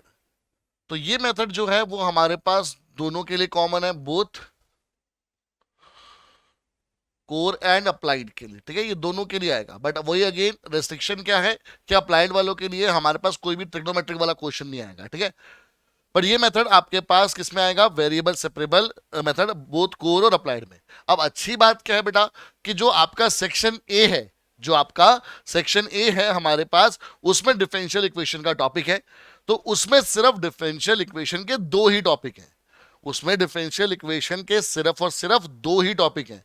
पहला ऑर्डर एंड डिग्री वाला और साथ में फॉर्मेशन का, और दूसरा वेरिएबल सेपरेबल मेथड के थ्रू सॉल्यूशन का। तो दैट मीन सेक्शन ए से आपको कम से कम एक क्वेश्चन तो मिलेगा। ठीक है, टोटल 15 क्वेश्चन आने हैं हमारे पास। अब अगर हमारे पास टोटल देखा जाए तो 7-8 टॉपिक है जो हमारे पास सेक्शन ए में आने अब मैं अगर एवरेज मिनिमम एक क्वेश्चन लूंगा, वैसे 2 आ सकते हैं क्योंकि डिफरेंशियल इक्वेशन ऐसा चैप्टर है जिसे 2 क्वेश्चन बनने चाहिए। तो 2 क्वेश्चन भी अगर मेरे को यहां पर मिल गए तो मेरा तो काम इजी हो गया, कि मेरे को सिर्फ ऑर्डर वाला कॉन्सेप्ट पढ़ के फॉर्मेशन ऑफ जितना हमने अब तक पढ़ा है, और एक ये वाला मेथड पढ़ के जो सेक्शन ए के 2 कंपलसरी क्वेश्चन है वो मैं आराम से कर सकता हूं। ठीक है, और फिर सेक्शन B1 में जो कि सिर्फ कोर के लिए है, अगर उसमें हमारे पास कोई एक क्वेश्चन आ भी जाता है तो हम लोग उसको आराम से कर सकते हैं, बिकॉज हम चीजें तो पूरी करेंगे। तो दैट मीन्स ये जो चैप्टर है बेटा वो टॉप स्कोरिंग चैप्टर में से आपके पास होना चाहिए। ठीक है, जो दूसरा मेथड होता है जिसको हम लोग बोलते हैं solving differential equation bye homogeneous differential equation method. ठीक है, और तीसरा हमारे पास क्या आता है, जो लीनियर डिफरेंशियल इक्वेशन होती है उसको आप किस तरह से सॉल्व करते हो। ठीक है, और एक मेथड और होता है which is equations reducible to linear differential equation, वो हम लोग यहीं पर इसमें कर लेंगे। फिर इक्वेशंस रिड्यूसिबल टू हमारे पास वेरिएबल सेपरेबल मेथड, वो हम लोग इसी के अंदर बेटा कवर अप कर लेंगे। ठीक है, तो ये दोनों जो मेथड है ये हमारे पास किसके लिए है, ओनली फॉर कोर मैथ्स के लिए, ठीक है। तो इसलिए स्टार्टिंग में सिर्फ वेरिएबल सेपरेबल मेथड में पहले ले रहा हूं, ताकि जो कोर और अप्लाइड कॉमन वाले स्टूडेंट है उनको देख ले। फिर अप्लाइड वाले स्टूडेंट्स इस वीडियो को स्किप कर सकते हैं और वो सिर्फ आपका बाकी पार्ट रिवाइज कर सकते हैं, और कोर वाले को आगे जो हमारे पास होमोजीनियस और लीनियर डिफरेंशियल है वो वाला पार्ट उनको पूरा देखना है, ठीक है। तो स्टार्ट करते हैं बेटा with the variable separable method. तो बेटा जैसे नाम से ही पता लग रहा है आपको क्या करना है, separate all x and y terms, ठीक है ना, इंक्लूडिंग dx एंड dy, ठीक है। जो भी आपके पास डिफरेंशियल इक्वेशन है उसमें सारी x वाली टर्म्स एक तरफ करेंगे, सारी y वाली टर्म्स एक तरफ करेंगे, ठीक है। जिस तरफ सारी x वाली टर्म्स जा रही होंगी हमारे पास वहां पर क्या आ जाएगा, dx आ जाएगा। जिस तरफ सारी y वाली टर्म्स जा रही होंगी वहां पर हमारे पास dy आ जाएगा। अब ऐसा कोई रूल नहीं है, बट बाय बाय हम लोग क्या बोलते हैं, क्या बोलते हैं कि बाय एजम्पशन बोल लो या फिर बाय प्रेफरेंस हम लोग क्या करते हैं कि लेफ्ट हैंड साइड पर हम लोग सारी y वाली टर्म्स रखते हैं और dy, और राइट हैंड साइड पर हम लोग सारी x वाली टर्म और dx रखते हैं, ठीक है। और अगर कोई कांस्टेंट या प्लस माइनस का साइन है तो हम जनरली कोशिश करते हैं कि वो हमारे पास राइट हैंड साइड पे रहे। फिर हमारा टारगेट क्या होता है कि आप इंटीग्रेट कर दो बोथ साइड। हमने इंटीग्रेट कर दिया बोथ साइड, तो ये बन जाएगा integration of f of y D y और ये integration of f of x D x, ठीक है। तो इस तरह से हम लोग इंटीग्रेट करके फाइनल जो हमारी इक्वेशन है उस तक पहुंचते हैं, ठीक है। तो ये हमारे पास मेथड होता है वेरिएबल सेपरेबल मेथड, जिससे आप लोग उन डिफरेंशियल इक्वेशंस को सॉल्व करते हो जहां पर वेरिएबल सेपरेट हो सकते हैं, ठीक है। ऐसा जरूरी नहीं कि हर बार आपके पास वेरिएबल सेपरेट हो, बट जहां जहां वेरिएबल सेपरेट होते हैं हो सकते हैं वहां पर बेटा आप लोग क्या करते हो, इस मेथड को यूज करते हो। अब इससे क्वेश्चंस कैसे आते हैं वो देखते हैं बेटा हम लोग। जैसे पहला इक्वेशन है कि the general solution of the differential equation this, तो बहुत सिंपल क्वेश्चन है, ठीक है। साफ साफ दिखाई दे रहा है कि वेरिएबल ऑपरेट अपने आप ही हमारे पास क्या हो रहे हैं, सेपरेट हो रहे हैं। और क्वेश्चन में आपसे क्या पूछा गया है, जनरल सॉल्यूशन पूछा गया, तो दैट मींस आपके पास जो आंसर आएगा वो प्लस सी की फॉर्म में आएगा, ठीक है ना। तो हमने क्या करा बेटा, यहां पर सबसे पहले वेरिएबल सेपरेट करने के लिए x को उधर भेजा और y को उधर भेजा। तो y इधर मल्टीप्लाई हो रहा है तो उधर जाके डिवाइड हो जाएगा, तो ये हो गया 1/y dy और ये आ गया 1/x dx, ठीक है। वेरिएबल सेपरेट हो गया हमारे पास। वेरिएबल सेपरेट होने के बाद हमें क्या करना होता है, इंटीग्रेशन 1/y का इंटीग्रेशन सबको पता है log mod y, 1/x का इंटीग्रेशन log mod x। अब हमारे को यहाँ पर कांस्टेंट ऑफ इंटीग्रेशन लगाना है, क्योंकि इधर भी हमारे पास इंटीग्रेशन हुआ है इधर भी इंटीग्रेशन हुआ है। तो हम लोग हमेशा क्या करते हैं कि जो दोनों का कंबाइंड कांस्टेंट होता है इंटीग्रेशन का, ठीक है, उस वो हम लोग यूज करते हैं, और वो भी कहां पर, राइट हैंड साइड पर। वो भी कहां यूज करते हैं बेटा हम लोग, राइट हैंड साइड पर। तो यहां पर ये आ जाएगा बेटा हमारे पास प्लस, और उसको भी हम लोग लॉग के टर्म्स में लिख लेते हैं। उसको भी हम लोग क्या करते हैं, लॉग के टर्म्स में लिख लेते हैं, ताकि आपके पास लॉग की प्रॉपर्टीज यूज करके फिर सिंप्लीफिकेशन आसान हो जाए, ठीक है। क्योंकि आना तो वो कांस्टेंट ही है, आना तो क्या है, कांस्टेंट ही है, और कोई भी कांस्टेंट है उसका कोई ना कोई एक्सप्रेशन लॉग की टर्म्स में भी अवेलेबल होगा। जैसे सपोज करो आपके पास आ गया हमारे पास कोई भी नंबर आ गया, ठीक है, जैसे 1 आ गया, 1 को आप लॉग ई भी तो लिख सकते हैं। तो ऐसे कोई भी नंबर होगा तो आपके पास वो कहीं ना कहीं लॉग के टर्म्स में एक्सप्रेस जरूर होता है। तो ये बना बेटा log mod y equal to, अब यहां पर बेटा लॉग की प्रॉपर्टी लग गई कि लॉग ए प्लस लॉग बी इक्वल होता है लॉग ए इंटू बी के। ये प्रॉपर्टी होती है बेटा हमारे पास। तो ये बन गया लॉग एक्स इंटू सी। अब लॉग से लॉग रिमूव हो गया तो मॉड भी रिमूव हो गया, तो y equal to c x हम बोल सकते हैं कि हमारा आंसर आ गया।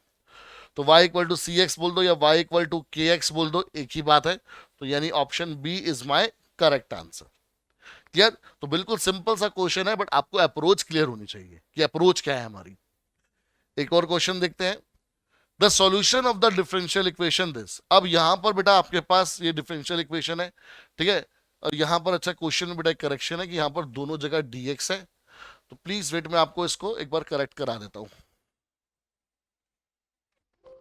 बच्चे यहां करेक्शन में हमारे पास ये dy आना चाहिए, ठीक है। तो अब आपके पास बिल्कुल करेक्ट डिफरेंशियल इक्वेशन बनी है। तो वही करा बेटा हमने, पहले सारी जो y वाली टर्म्स है उनको हमने लेफ्ट हैंड साइड पे रखा, और x वाली टर्म को हम लोग राइट हैंड साइड पे ले गए। मतलब पहले dy बाई डी एक्स को शिफ्ट करोगे फिर टर्म्स अपने आप शिफ्ट होनी शुरू होंगी। तो इसमें से जैसे x कॉमन आया, ये बना 1 plus y D y equal to minus y d x. ठीक है, y वाली सारी टर्म्स एक तरफ, x वाली टर्म्स एक तरफ, तो ये हो जाएगा 1 plus y upon y D y equal to minus d x by x. ठीक है, फिर हमने क्या कर दिया, इसको इंटीग्रेट कर दिया। अब इंटीग्रेट करा तो इसका तो पता है कि आपको ये सेपरेट हो जाएगा, जैसे ये बनेगा 1 by y plus y by y D y, और यहां पर है ये minus d x by x. तो यहां पर बेटा 1 बाय वाई का इंटीग्रेशन हो गया लॉग मॉड वाई, प्लस 1 का इंटीग्रेशन हो गया वाई, बिकॉज हम लोग वाई की रिस्पेक्ट में कर रहे हैं डी वाई का मतलब, और इधर 1 बाय एक्स का लॉग मॉड एक्स, और आपको पता है लॉग मॉड सी तो हमें लगाना ही लगाना है। फिर हमने क्या करा, सारे लॉग एक तरफ कर दिए, तो पहले इस लॉग वाई को भी उधर भेज दो, तो ये वाई बन जाएगा हमारे पास पॉजिटिव टर्म में पहले लिख रहा हूं लॉग मॉड सी, फिर ये माइनस में लॉग मॉड एक्स था, और ये माइनस लॉग मॉड वाई भी आ जाएगा। ठीक है, ये जो यहां से शिफ्ट हुआ, अब बेटा लॉग की प्रॉपर्टी लग गई, तो ये आ जाएगा लॉग मॉड सी अपॉन में, क्योंकि ये दोनों माइनस में है तो ये दोनों डिनोमिनेटर में आएंगे। फिर लॉग को हटाने के लिए आप इसको उधर भेजोगे तो ये लॉग इधर जाके ई बनेगा, so e raise to power Y equal to C upon में एक्स वाई आ गया। फिर आपने एक्स वाई को उधर भेजा और ई वाई को इधर भेजा, इन दोनों को आपस में क्रॉस चेंज कर लिया, तो अब ई को ऊपर लाने के लिए आपने पावर नेगेटिव करी, तो हमारे को फाइनल आंसर मिल गया। ठीक है, तो ऑप्शन सी हमारे पास यहाँ पर करेक्ट हो जाएगी। ठीक है, तो बड़े क्वेश्चन में करेक्शन थी कि यहाँ पर ये हमारे पास डी वाई था। क्लियर एवरीवन, इसका स्क्रीनशॉट ले लो बेटा। अब आते बेटा नेक्स्ट क्वेश्चन पर।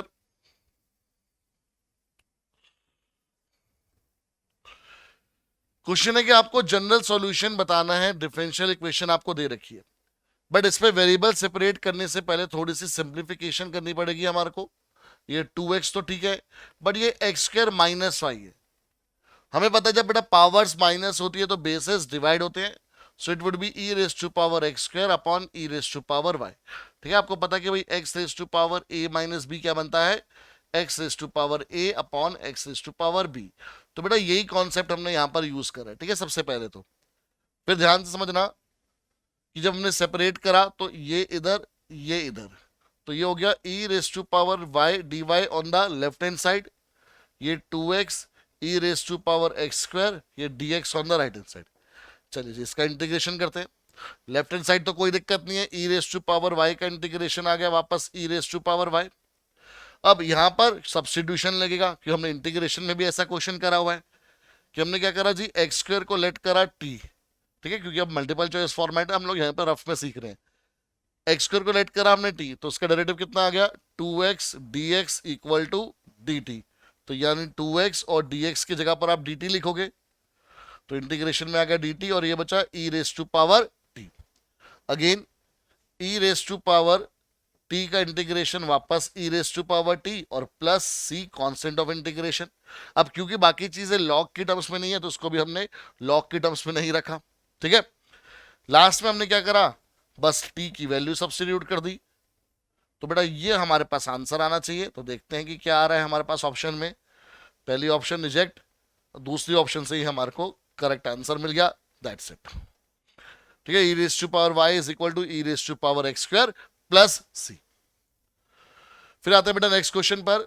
अब देखो आपको बोला है कि सॉल्यूशन निकालना डिफरेंशियल इक्वेशन का, बट आपको साथ में एक एक्स्ट्रा कंडीशन दे रखी है। ठीक है, एक्स्ट्रा कंडीशन जो दे रखी है वो एक्स और वाई की वैल्यूज की टर्म्स में दे रखी है, तो बेटा ये बन जाता है हमारे पास the case of particular solution. तो अब इसको पढ़ना कैसे है, तो इसको बड़ा ध्यान से समझना है। आपको ये डिफरेंशियल इक्वेशन सॉल्व करनी है जब x इक्वल टू 0 है तो y इक्वल टू 1 है, तो यानी y के ब्रैकेट में जो वैल्यू लिखी होती है वो x की वैल्यू होती है।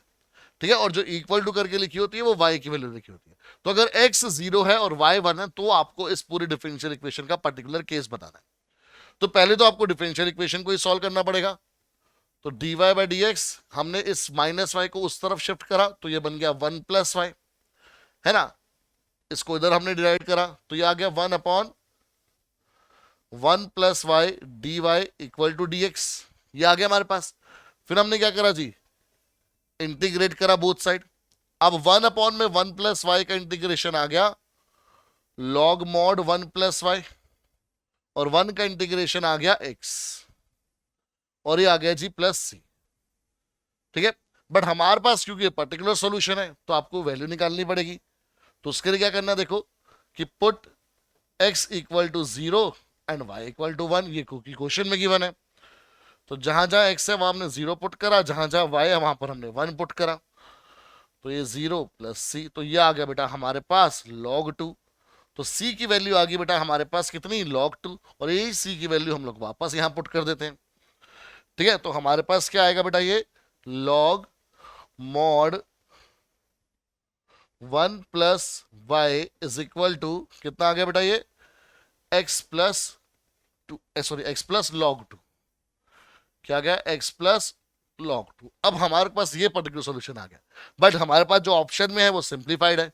तो हमने क्या करा, सारी log वाली टर्म्स इकट्ठी करी, log 1 plus y minus log 2 equal to x। यहां पर log की प्रॉपर्टी लग गई, log a minus log b which is log a by b।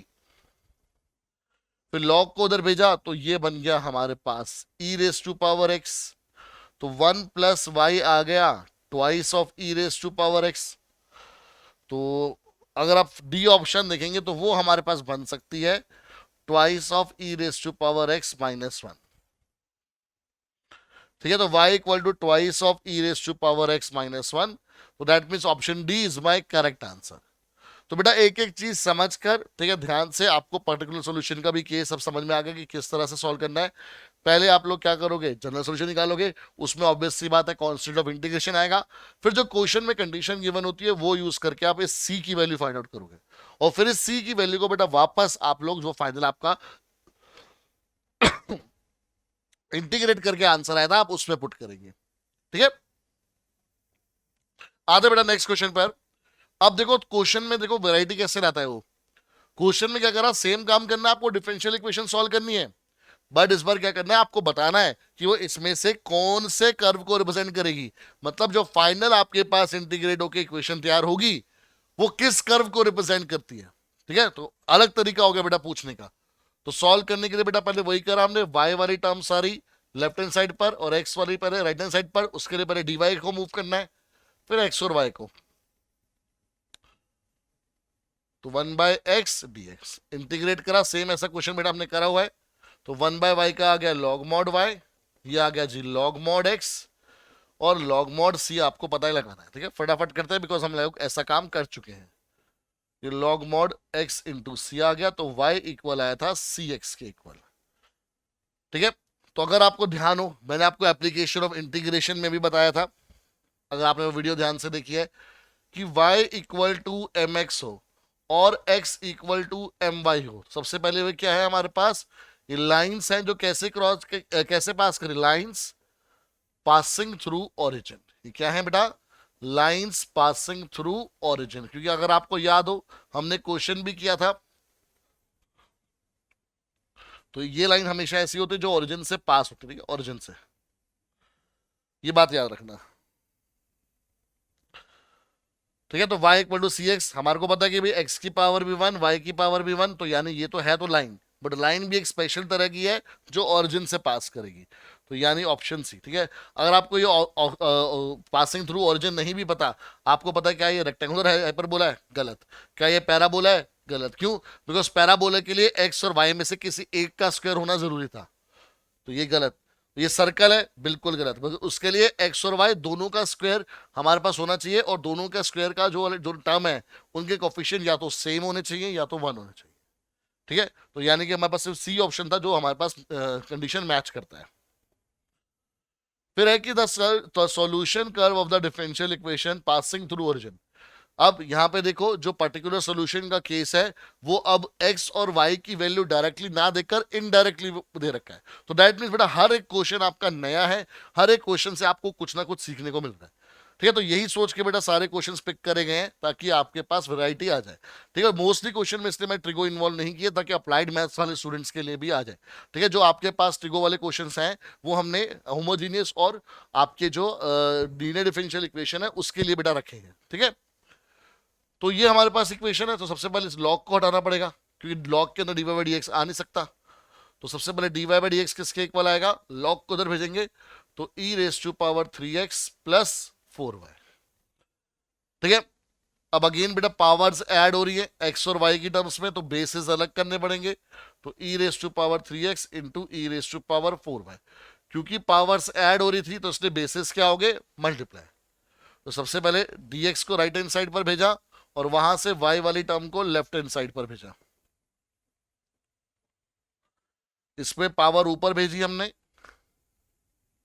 ताकि आप इसको इजीली इंटीग्रेट कर सको, और पावर ऊपर भेजी यानी रेसिप्रोकल करा तो नेगेटिव साइन आ गया पावर में। अब आप क्या करोगे, इसको इंटीग्रेट कर दोगे। अब क्या करोगे आप बेटा, इसको इंटीग्रेट कर दोगे तो ई रेस टू पावर -4y का e raise to power -4y upon -4। E raise to power x का क्या होता है, e raise to power x, but e raise to power -x का क्या होता है, e raise to power -x। और क्योंकि लीनियर फंक्शन है तो x के कोफिशिएंट को आपको डिवाइड करना कंपलसरी होता है।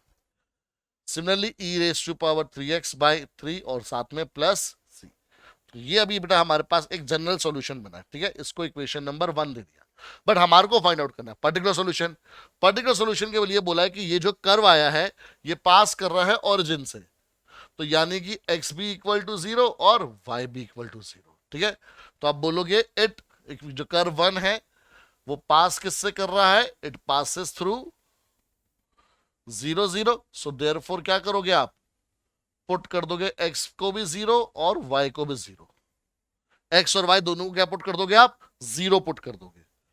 चलिए देखते हैं बेटा कि 0 पुट करके क्या होता है। तो ये e रेस टू पावर 0 हो गया। ठीक है, y 0 है तो -4 इंटू 0 0 हो जाएगा, ये अपॉन में 0 आ गया। ठीक है, सॉरी अपॉन में 0 नहीं, अभी गड़बड़ जाती, अपॉन में -4। ठीक है ना। सिमिलरली ये e raise to power 0 upon में 3 और प्लस c आपको निकालना है।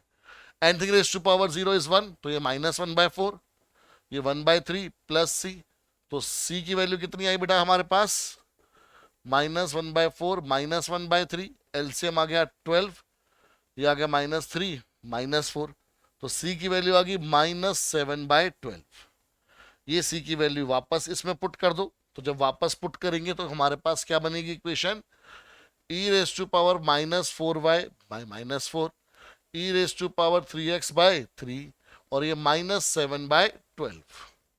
अब इसको सॉल्व करने के लिए एलसीएम वगैरह लेना पड़ेगा, तो e raise to power -4y by -4, इधर एलसीएम लिया तो आ गया 12, 3 4 ज़ा 12, तो 4e 3x और ये -7, 4 1 ज़ा 4 3 ज़ा, क्रॉस मल्टीप्लाई कराया तो हो जाएगा 3e -4y -4e 3x और +7। अच्छा, सब जगह सबको इकट्ठे कर रखा है तो यानी ये बना +4e 3x plus 3e -4y -7 equal to 0। तो अब देखते हैं बेटा किससे मैच करता है। 4e 3x यहाँ पर ये बेटा प्लस आ गया तो ये रिजेक्ट हो गया, 4e 3x plus 3e -4y, तो यानी कि ऑप्शन बी मेरे पास एग्जैक्टली मैच करता है। ठीक है, तो बेटा इस तरह से एक नई कंडीशन के साथ आपको क्वेश्चन यहाँ पर मिल सकता है। ठीक है बच्चा, ध्यान से समझना था इस क्वेश्चन को। इंटीग्रेशन करने के लिए कोई मुश्किल काम नहीं है, बस ये रूल याद रखना था कि अगर माइनस में है तो वो उसका कोफिशिएंट आपके पास डिवाइड होना चाहिए। ठीक है ना, जो आपने लीनियर रूल बहुत अच्छे से पढ़ा हुआ है। ठीक है, चलिए अब आते बेटा हम नेक्स्ट टॉपिक पर, which is homogeneous differential equation. But ये टॉपिक स्टार्ट करने से पहले मैं बोलूंगा कि जितने भी हमारे अप्लाइड मैथ्स के स्टूडेंट हैं बेटा, आपके लिए इतना ही सफिशिएंट था डिफरेंशियल इक्वेशंस। जो कॉन्सेप्ट है बेटा वो हर तरीके से कवर अप कर लिए गए हैं, हर तरीके के क्वेश्चन जो आ सकता रहा अलग अलग टाइप के थ्रू वो मैंने कवर अप करने की कोशिश करी है। ठीक है, अब आपने क्या करना है बेटा, जो भी आपके पास प्रैक्टिस बुक है जिससे आप लोग अपनी CUT की प्रिपरेशन कर रहे हैं फॉर सेक्शन ए, उसमें से अच्छे से क्वेश्चन प्रैक्टिस कीजिए। ठीक है, अगर स्टिल कोई डाउट वगैरह रहते हैं तो आप कमेंट में बेटा डाउट्स को पूछ सकते हैं। ठीक है, बट जो कोर मैथ्स वाले स्टूडेंट है अब उनको फोकस बना के रखना है, बिकॉज उनके लिए इंपॉर्टेंट टॉपिक है होमोजीनियस डिफरेंशियल इक्वेशन और हमारे पास लीनियर डिफरेंशियल इक्वेशन। ठीक है, अब सबसे पहले बात करते हैं बेटा कि होमोजीनियस डिफरेंशियल इक्वेशन होती क्या है। तो अगर मैं थ्योरेटिकल पॉइंट ऑफ व्यू से बताऊं कि जो डिफरेंशियल इक्वेशन हमारे पास dy by D x equal to में lambda raise to power 0 f of x comma y की फॉर्म में लिखी जा सकती है, मतलब या फिर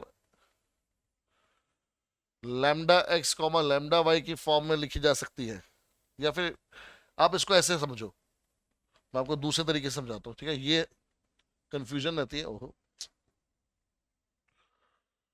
हाँ, आप इसको ऐसे समझ लो कि अगर dy बाई डी एक्स है, तो अगर आप इसको जो भी इक्वेशन है, अगर वो आप function of y by x की फॉर्म में लिख सकते हो, या फिर अगर dx बाई dy है तो आप उसको as a function of x by y की फॉर्म में लिख सकते हो। तो अगर आपके पास कोई भी ऐसी डिफरेंशियल इक्वेशन है जिसमें dy बाई डी एक्स निकालने के बाद जो राइट हैंड साइड पर बचेगा, आप उसको as a function of y by x के टर्म्स में लिख सकते हो। दैट मीन्स जो हर एक टर्म है, जो हर एक टर्म है, वो या तो y बाई एक्स की फॉर्म में होनी चाहिए या फिर वो कांस्टेंट होनी चाहिए। तो नहीं, कांस्टेंट भी नहीं चलेगा, ठीक है, हर एक टर्म क्या होनी चाहिए, y बाई एक्स की फॉर्मेट में होने चाहिए, ठीक है। हाँ, या तो y बाई एक्स की फॉर्मेट में हो या कांस्टेंट हो, कांस्टेंट चलेगा, यस चलेगा, ठीक है।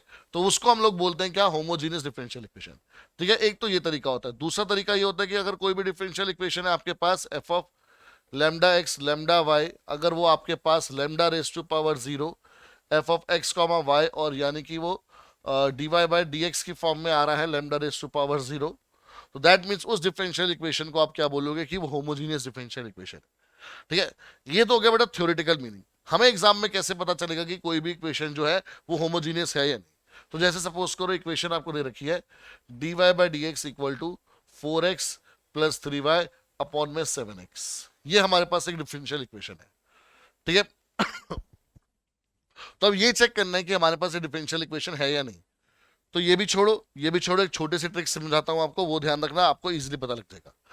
dy और dx को छोड़ दो, चाहे वो dy बाई dx की फॉर्म में है, चाहे वो dy बाई dx की फॉर्म में नहीं है, dy और dx को छोड़ दो। उसके अलावा आप क्या देखो, मतलब पहले आप dy बाई dx निकाल लो, उसके बाद क्या देखो कि जितनी भी इंडिविजुअल टर्म है, अब जैसे ये दोनों प्लस हो रहे हैं तो ये टर्म अलग है, ये टर्म अलग है, इसमें 1 2 और ये 3 टर्म्स हैं। क्या तीनों टर्म में जो भी वेरिएबल आ रहा है उनकी पावर सेम है? टोटल पावर 4x है तो टोटल पावर होगी 1, 3y है तो टोटल पावर होगी 1, 7x है तो x की पावर 1, ठीक है। मतलब हम जो पावर देखते हैं वो सिर्फ वेरिएबल की देखते हैं। तो तीनों जगह पर जो जो भी वेरिएबल है, चाहे वो x हो चाहे y हो, ठीक है, कई जगह पर x और y दोनों आएंगे, हमें टोटल पावर देखनी है। तो इन तीनों में जो टोटल पावर थी वो क्या थी? सेम। हमारे पास इंडिविजुअल पावर, इंडिविजुअल टर्म में जो पावर थी वो क्या थी? सेम है। तो मतलब ये डिफरेंशियल होमोजेनियस डिफरेंशियल इक्वेशन है। अब जैसे अगर मैं एक और एग्जांपल आपको बोलूं कि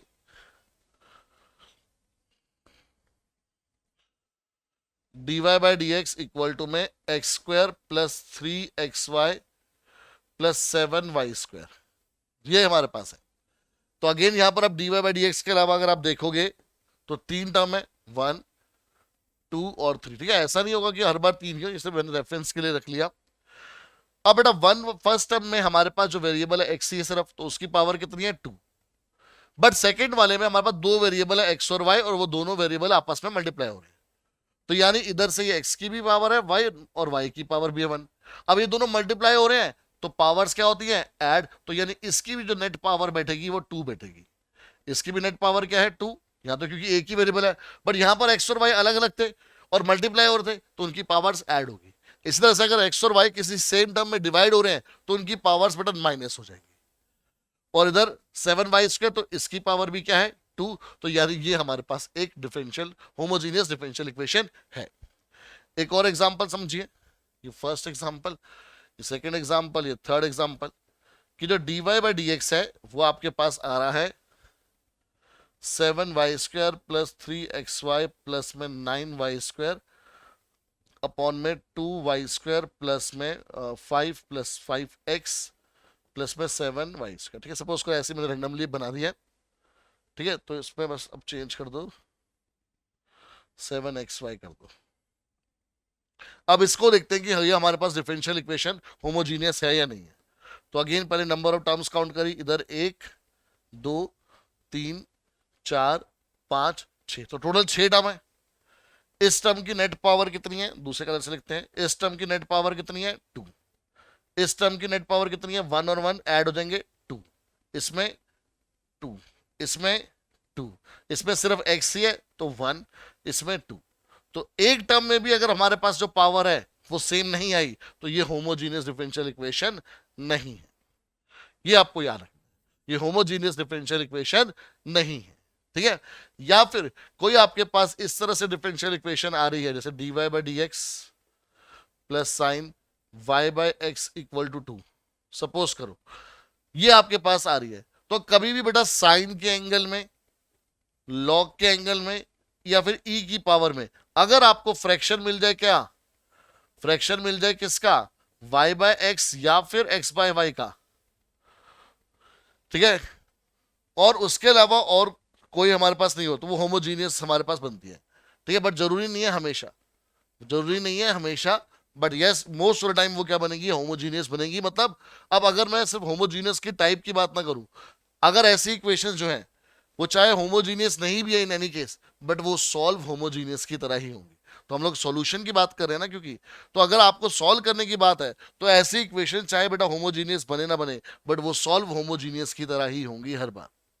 ठीक है, अब सॉल्व कैसे होती है, तो ये वाला पार्ट आप लोग सीबीएसई में बहुत अच्छे से पढ़ के आ चुके हो। आप लोग क्या करते हो, वाई को लेट करते हो, ठीक है, ये सॉल्यूशन पार्ट है। क्योंकि इसका सॉल्यूशन पार्ट बहुत बड़ा होता है हमारे पास, ठीक है, वेरिएबल सेपरेबल का फिर भी सिंपल है कि उसमें सीधा इंटीग्रेट करना होता है। ठीक है, लीनियर डिफरेंशियल इक्वेशन में फिर भी सिंपल है कि डायरेक्ट फॉर्मूला है हमारे पास। बट होमोजेनियस पे जो आपके पास सॉल्यूशन का मेथड है वो बहुत लेंदी है। तो आपको पता है कि क्वेश्चन कितने बड़ा क्वेश्चन बनता था, तो वो मल्टीपल चॉइस क्वेश्चन में आना डायरेक्टली सॉल्व करने के लिए सबसे लीस्ट चांस है। ठीक है, आप ना ही मान के चल सकते हैं इसको, ठीक है, आप इसको छोड़ना चाहे तो बिल्कुल 100% छोड़ सकते हैं, बट मेरा काम है एक्सप्लेन करना, तो मैं एक्सप्लेन कर देता हूं कि हम क्या करते थे, लेट करते थे कि y equal to v x है, और क्या बोलते थे, where v is a variable, कि v क्या है बेटा, एक वेरिएबल है। ठीक है ना, तो फिर जब आप डिफरेंशिएट करते थे x की रिस्पेक्ट में, तो यहां पर प्रोडक्ट रूल लगता रहा। तो पहले v as it is x की पावर डेरिवेटिव 1, फिर x as it is v का डेरिवेटिव dv बाय dx, तो ये हमारे पास बेटा dy बाय dx आ जाता रहा, है ना। dy बाय dx क्या है, v plus x dv by dx। ठीक है, तो फिर आप इसको सब्स्टिट्यूट करते थे, जो आपके पास dy बाय dx होता रहा, और फिर वहां पर आपके पास अब सब कुछ चलता रहा किसमें, x और v की टर्म्स में। तो जो डिफरेंशियल इक्वेशन सॉल्व होती थी, ठीक है, तो जो डिफरेंशियल इक्वेशन बनती थी वो आपके पास dx एंड dv की फॉर्म में बनती थी, और इसमें क्या लगता था, इसमें आपके पास वेरिएबल सेपरेबल फॉर्म बन जाती थी। ठीक है, होमोजीनियस आगे जाके क्या बन जाता था, वेरिएबल सेपरेबल फॉर्म, जब वो dx और dv में कन्वर्ट हो जाता था। ठीक है, और राइट हैंड साइड पर मोस्ट ऑफ द टाइम क्या रहता है, अगर होमोजीनियस है तो मोस्ट ऑफ क्या हमेशा बोल सकते हो कि अगर होमोजीनियस है, होमोजीनियस की तरह नहीं, अगर होमोजीनियस ही है तो राइट हैंड साइड पर बेटा हमेशा क्या बनता रहा, उसमें dx बाय एक्स ही बनेगा, चाहे जैसे मर्जी क्वेश्चन हो, चाहे जैसे मर्जी क्वेश्चन हो, वो dx बाय एक्स ही बनेगा। ठीक है, आप कोई भी क्वेश्चन उठा के देख सकते हो, होमोजीनियस की तरह नहीं होनी चाहिए, होमोजीनियस होनी चाहिए, मैं उसकी बात कर रहा हूँ। अगर होमोजीनियस की तरह है तो सॉल्व वो होमोजीनियस की तरह होगी, मतलब इसी तरीके से, बट उसमें जरूरी नहीं है कि राइट साइड पर dx बाय एक्स ही बने। ठीक है, तो ये बात आपको याद रखनी है। तो बेटा अब सॉल्व करने के लिए तो आएगा नहीं हमारे पास, अभी हम देखेंगे कि किस तरह से क्वेश्चन आता है।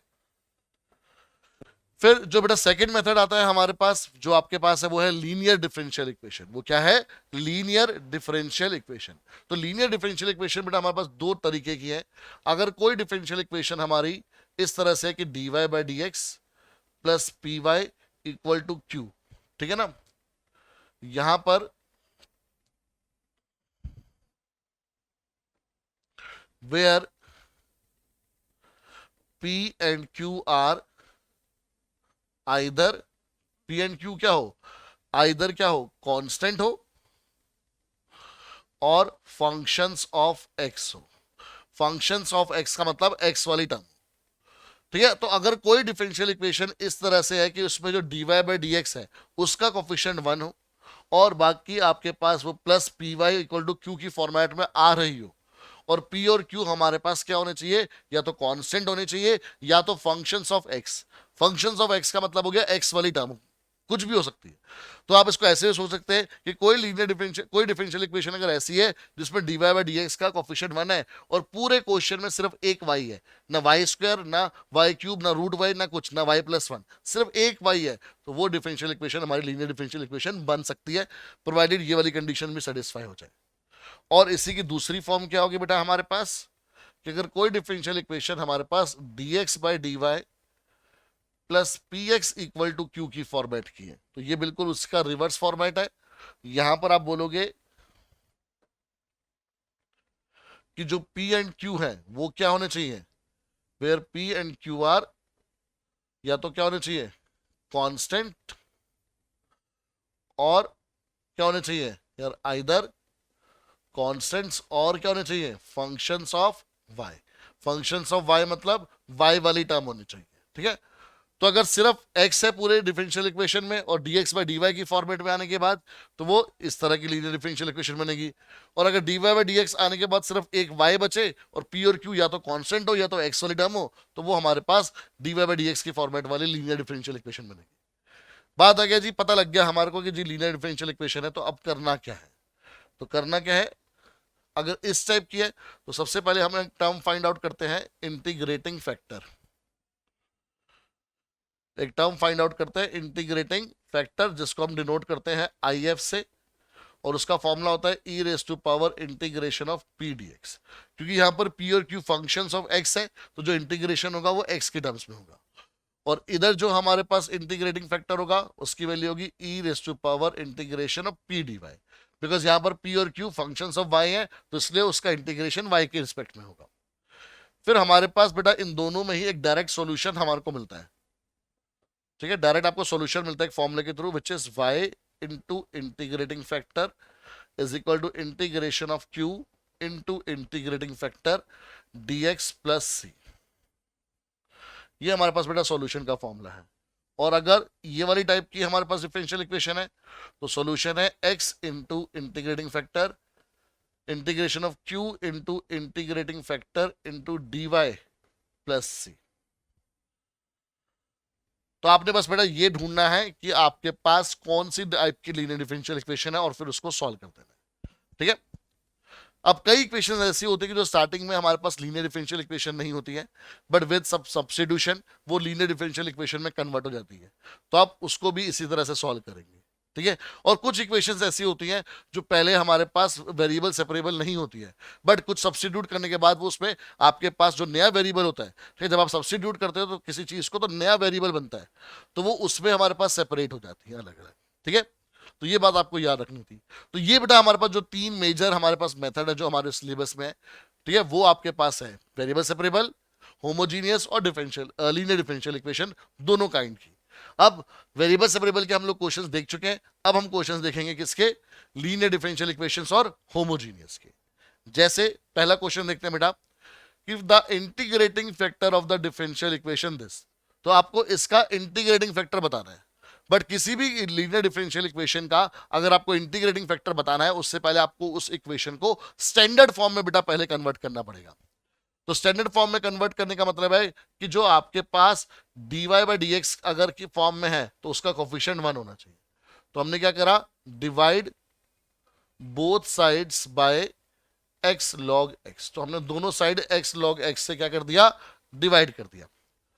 तो ये बना dy by d x log x upon x log x, तो ये कैंसल हो जाएगा, ये हो जाएगा 1 by x log x into y equal to 2 log x upon में x log x। यहां पर भी log x से log x कैंसिल आउट। ठीक है, तो यानी मेरे पास जो फाइनल इक्वेशन आई लीनियर डिफरेंशियल इक्वेशन वो इस फॉर्म की आई, 1 by x log x into y equal to 2 by x। ठीक है, ध्यान समझना इस फॉर्मेट की आई। अब इसमें मुझे इंटीग्रेटिंग फैक्टर निकालना है, तो अगर ये हमारे पास लीनियर डिफरेंशियल इक्वेशन है तो ये इस टाइप की होगी, अगर dy बाई डी एक्स की है तो plus p y equal to q. तो अगर आप इन दोनों को कंपेयर करोगे तो आपको p की वैल्यू क्या मिल जाएगी, 1 by x into log x, और q की वैल्यू मिल जाएगी 2 बाय एक्स। ठीक है, कंपेयर करोगे तो। बट हमारे को इस क्वेश्चन में पूरा सॉल्यूशन नहीं निकालना है, ठीक है, पूरा सॉल्यूशन लेंदी हो जाता है, तो जनरली इस टाइप के क्वेश्चन आपके पास आएंगे नहीं। अगर क्वेश्चन कॉम्प्लिकेटेड है, क्वेश्चन बहुत ही सिंपल होगा तो आपके पास हो सकता है कि आ जाए। तो ये हमारे पास 1 by x into log x है, ये हमारे पास वैल्यू है किसकी, p की। हमें फाइंड आउट करना है क्या, इंटीग्रेटिंग फैक्टर। तो बेटा इंटीग्रेटिंग फैक्टर का फॉर्मूला आपको अच्छे से याद होना चाहिए, e raise to power integration p dx। तो इसका मतलब होगा e raise to power integration p कितना है, 1 by x log x dx। ठीक है, अब क्या करें, तो यहां पे थोड़ा सा दिमाग लगाना है हमारे को, क्योंकि हर क्वेश्चन का आंसर बेटा क्वेश्चन में ही होता है। तो ये 1 बाय एक्स ऐसे लिखा जा सकता है, आप बोलोगे सर बिल्कुल लिख सकते हैं। तो अगर ऐसे लिख सकते हैं तो बेटा काम खत्म, क्योंकि अब डिनोमिनेटर का डेरिवेटिव बैठा है ऊपर, डिनोमिनेटर का डेरिवेटिव बैठा हो ऊपर, तो उसका आंसर क्या होता है, log मॉड डिनोमिनेटर। जब डिनोमिनेटर का डेरिवेटिव बैठा हो ऊपर तो उसका आंसर क्या होता है, लॉग मॉड डिनोमिनेटर। अब बेटा जब भी आपको एक प्रॉपर्टी याद रखनी है लॉग की, कि अगर ई लॉग एक्स होता है तो वो क्या बन जाता है, सिर्फ एक्स। ये प्रॉपर्टी आपने अच्छे से पढ़ी हुई होनी चाहिए थी, नहीं पढ़ी तो कोई बात नहीं, आज याद कर लो कि ई की पावर में अगर लॉग एक्स है तो ई और लॉग हट जाते हैं तो सिर्फ एक्स बचता है। तो ये ई और लॉग रिमूव हो जाएंगे, बचेगा क्या, सिर्फ लॉग एक्स।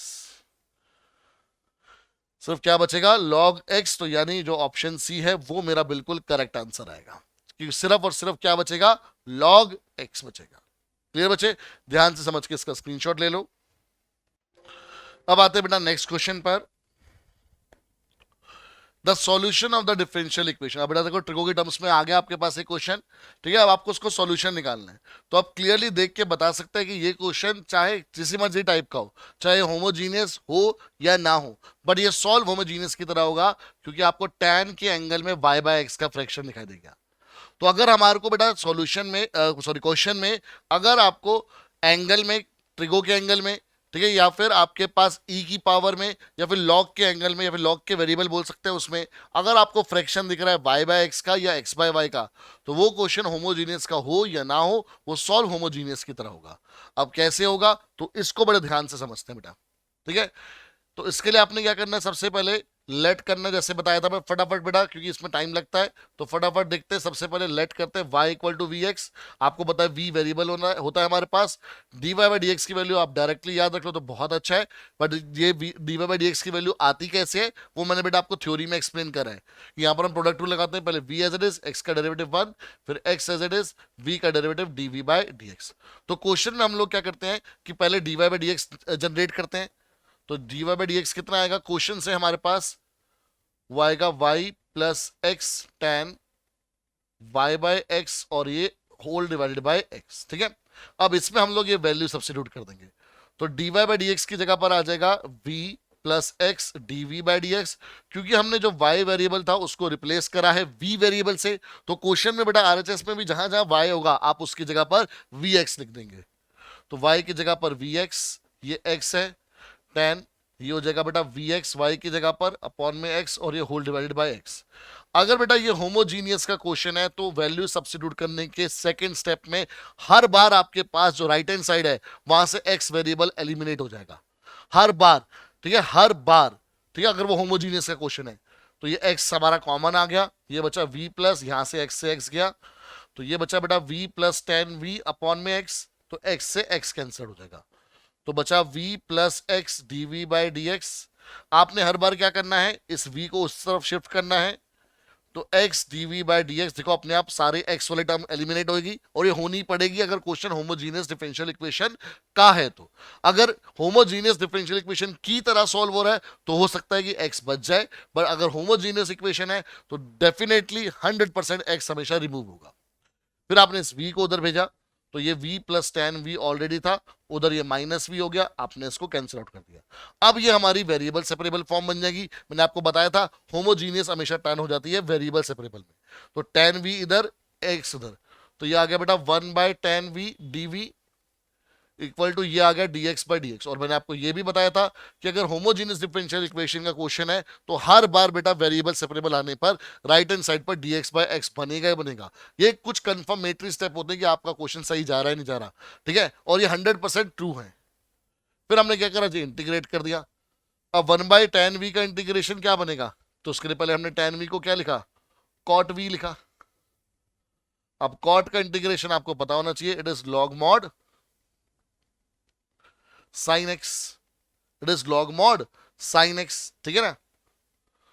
और ये हो गया हमारे पास लॉग मॉड एक्स, और क्योंकि सब कुछ लॉग में आ रहा है तो लॉग मॉड सी लगा दिया कांस्टेंट, तो लॉग मॉड साइन, सॉरी ये वी था, एक्स नहीं v, log mod sine v equal to ये आ गया जी लॉग मॉड एक्स इंटू सी।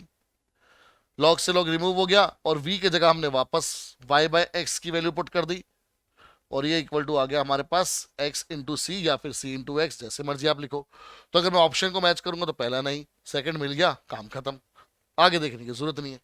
तो अगर सॉल्यूशन का क्वेश्चन आता भी है होमोजीनियस से तो बेटा वो इस तरह का क्वेश्चन आएगा कि आप उसको क्विकली सॉल्व आराम से कर सको, ठीक है, ज्यादा कॉम्प्लिकेशंस ना आए। नेक्स्ट क्वेश्चन बेटा कि आपको अगेन इंटीग्रेटिंग फैक्टर निकालना है, तो अगेन पहले आपको स्टैंडर्ड फॉर्म में कन्वर्ट करना पड़ेगा, तो उसके लिए मुझे दोनों साइड cos x से डिवाइड करना पड़ेगा। अब मैं डायरेक्ट कर रहा हूं, ये आएगा बेटा dy by D x plus y sine x upon में बना cos x और equal to 1 by cos x। हमारे को सिर्फ और सिर्फ इंटीग्रेटिंग फैक्टर निकालना है, तो मैं उसके लिए सिर्फ इस पर फोकस करूंगा, तो ये बनेगा y tan x। तो यहां से हमारे को पता लग गया जो p बनेगा वो बनेगा tan x। तो मुझे IF चाहिए, IF का फॉर्मूला है e raise to power integration p dx, तो e raise to power integration tan x। और tan x के बेटा दो आंसर होते हैं, एक होता है minus log mod cos x, ठीक है, ये आपको याद रखना बेटा फॉर्मूला, अगर याद नहीं है तो, कि tan x का इंटीग्रेशन हमारे पास दो तरीकों से होता है। एक हमारे पास क्या होता है minus log mod cos x plus C, या फिर इसी को आप ऐसे लिख सकते हो log mod secant X plus C, ठीक है। तो यहां पर क्योंकि ई इन्वॉल्व है तो हम लोग पॉजिटिव पावर रखेंगे, तो उसके लिए मैं लिखूंगा e raise to power log mod secant X. अभी जैसे बताया था ई से लॉग हट जाता है, तो ये आ गया बेटा हमारे पास सीकेंट एक्स। अब कई बच्चे पूछ सकते हैं बेटा कि सर यहाँ पे इंटीग्रेशन कर रहे हैं तो प्लस सी क्यों नहीं आता।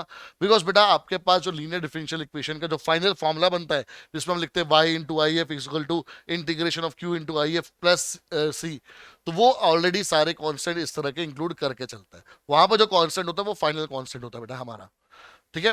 तो सीकेंट एक्स हमारे पास आंसर आया, यानी ऑप्शन बी मेरे पास बिल्कुल करेक्ट है। तो इंटीग्रेटिंग फैक्टर वाले अगर क्वेश्चन मिलते हैं तो वो बल्ले बल्ले हो जाती है, क्योंकि बस आपको स्टैंडर्ड फॉर्म में कन्वर्ट करना और सिंपली इंटीग्रेट कर देना है। तो इस तरह से आपका इंटीग्रेशन भी देखो साथ साथ रिवाइज हो रहा है। अ homogeneous differential equation of the form, अच्छा अब इक्वेशन कैसी है एक्स बाय वाई की फॉर्म है, can be solve by making the substitution. बहुत बढ़िया क्वेश्चन है बेटा। देखो कि अगर हमारे पास जैसे मैंने बात की थी कि अगर dy बाय dx है वो अगर function of y by x है, तो वो एक होमोजीनियस डिफरेंशियल इक्वेशन है। और इसको जो सॉल्व करने का जो हमारे पास मेथड था वो क्या था कि अब लेट करो y किसके इक्वल है vx के, और फिर हमने स्टेप आगे प्रोसीड किए थे। इसी तरीके से अगर हमारे पास जो डिफरेंशियल इक्वेशन है होमोजीनियस में वो dx by dy as a function of x comma y है, तो इसको सॉल्व करने के लिए हमें क्या करना है, हमें लेट करना है x equal to vy where v is a variable, ठीक है। तो हमारे को क्या लेट करना है x equal to v y, तो यानी कि हमारे को लेट करना है x equal to v y where v is a variable. तो देखो होमोजीनियस से पूरा बड़ा क्वेश्चन नहीं पूछा, जो बेसिक कॉन्सेप्ट है वो पूछ डाला, ठीक है। तो चीजें सारी क्लियर होंगी बेटा, तभी आप इसका आंसर अच्छे से कर पाओगे। The differential equation this has the general solution, तो एक बेटा डिफरेंशियल इक्वेशन है, अब साफ दिख रहा है हमारे को कि ये लीनियर डिफरेंशियल इक्वेशन है, बट स्टैंडर्ड फॉर्म में नहीं है, तो उसके लिए सबको x से डिवाइड करा, ये बन गया dy by D x minus y by x equal to x square by x. अब इसका पूरा आपको सॉल्यूशन निकालना है।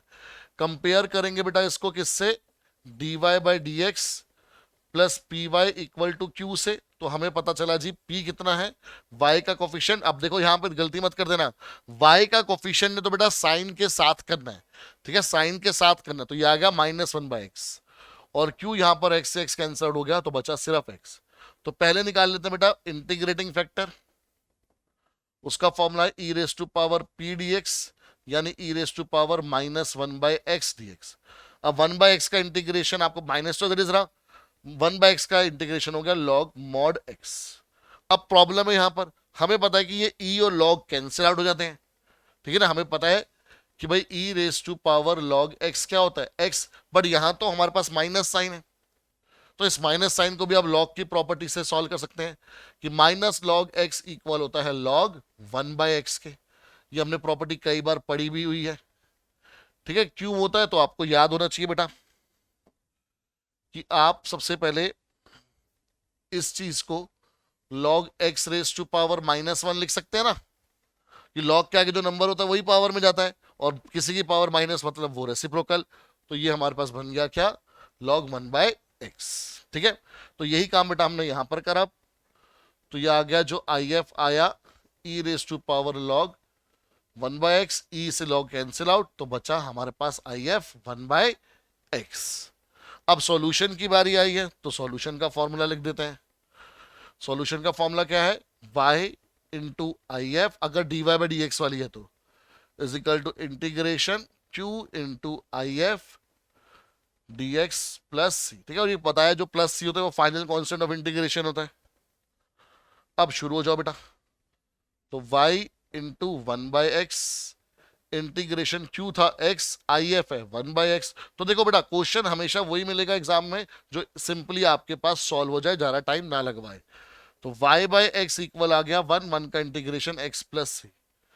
तो इसमें थोड़ा सा आपके पास सॉल्व करा गया है, तो ये y इक्वल टू क्या हो गया, x² plus c x. y आ रहा है हमारे पास x² प्लस सी एक्स। तो देखे है कोई ऐसी इक्वेशन? हाँ, इसको नहीं,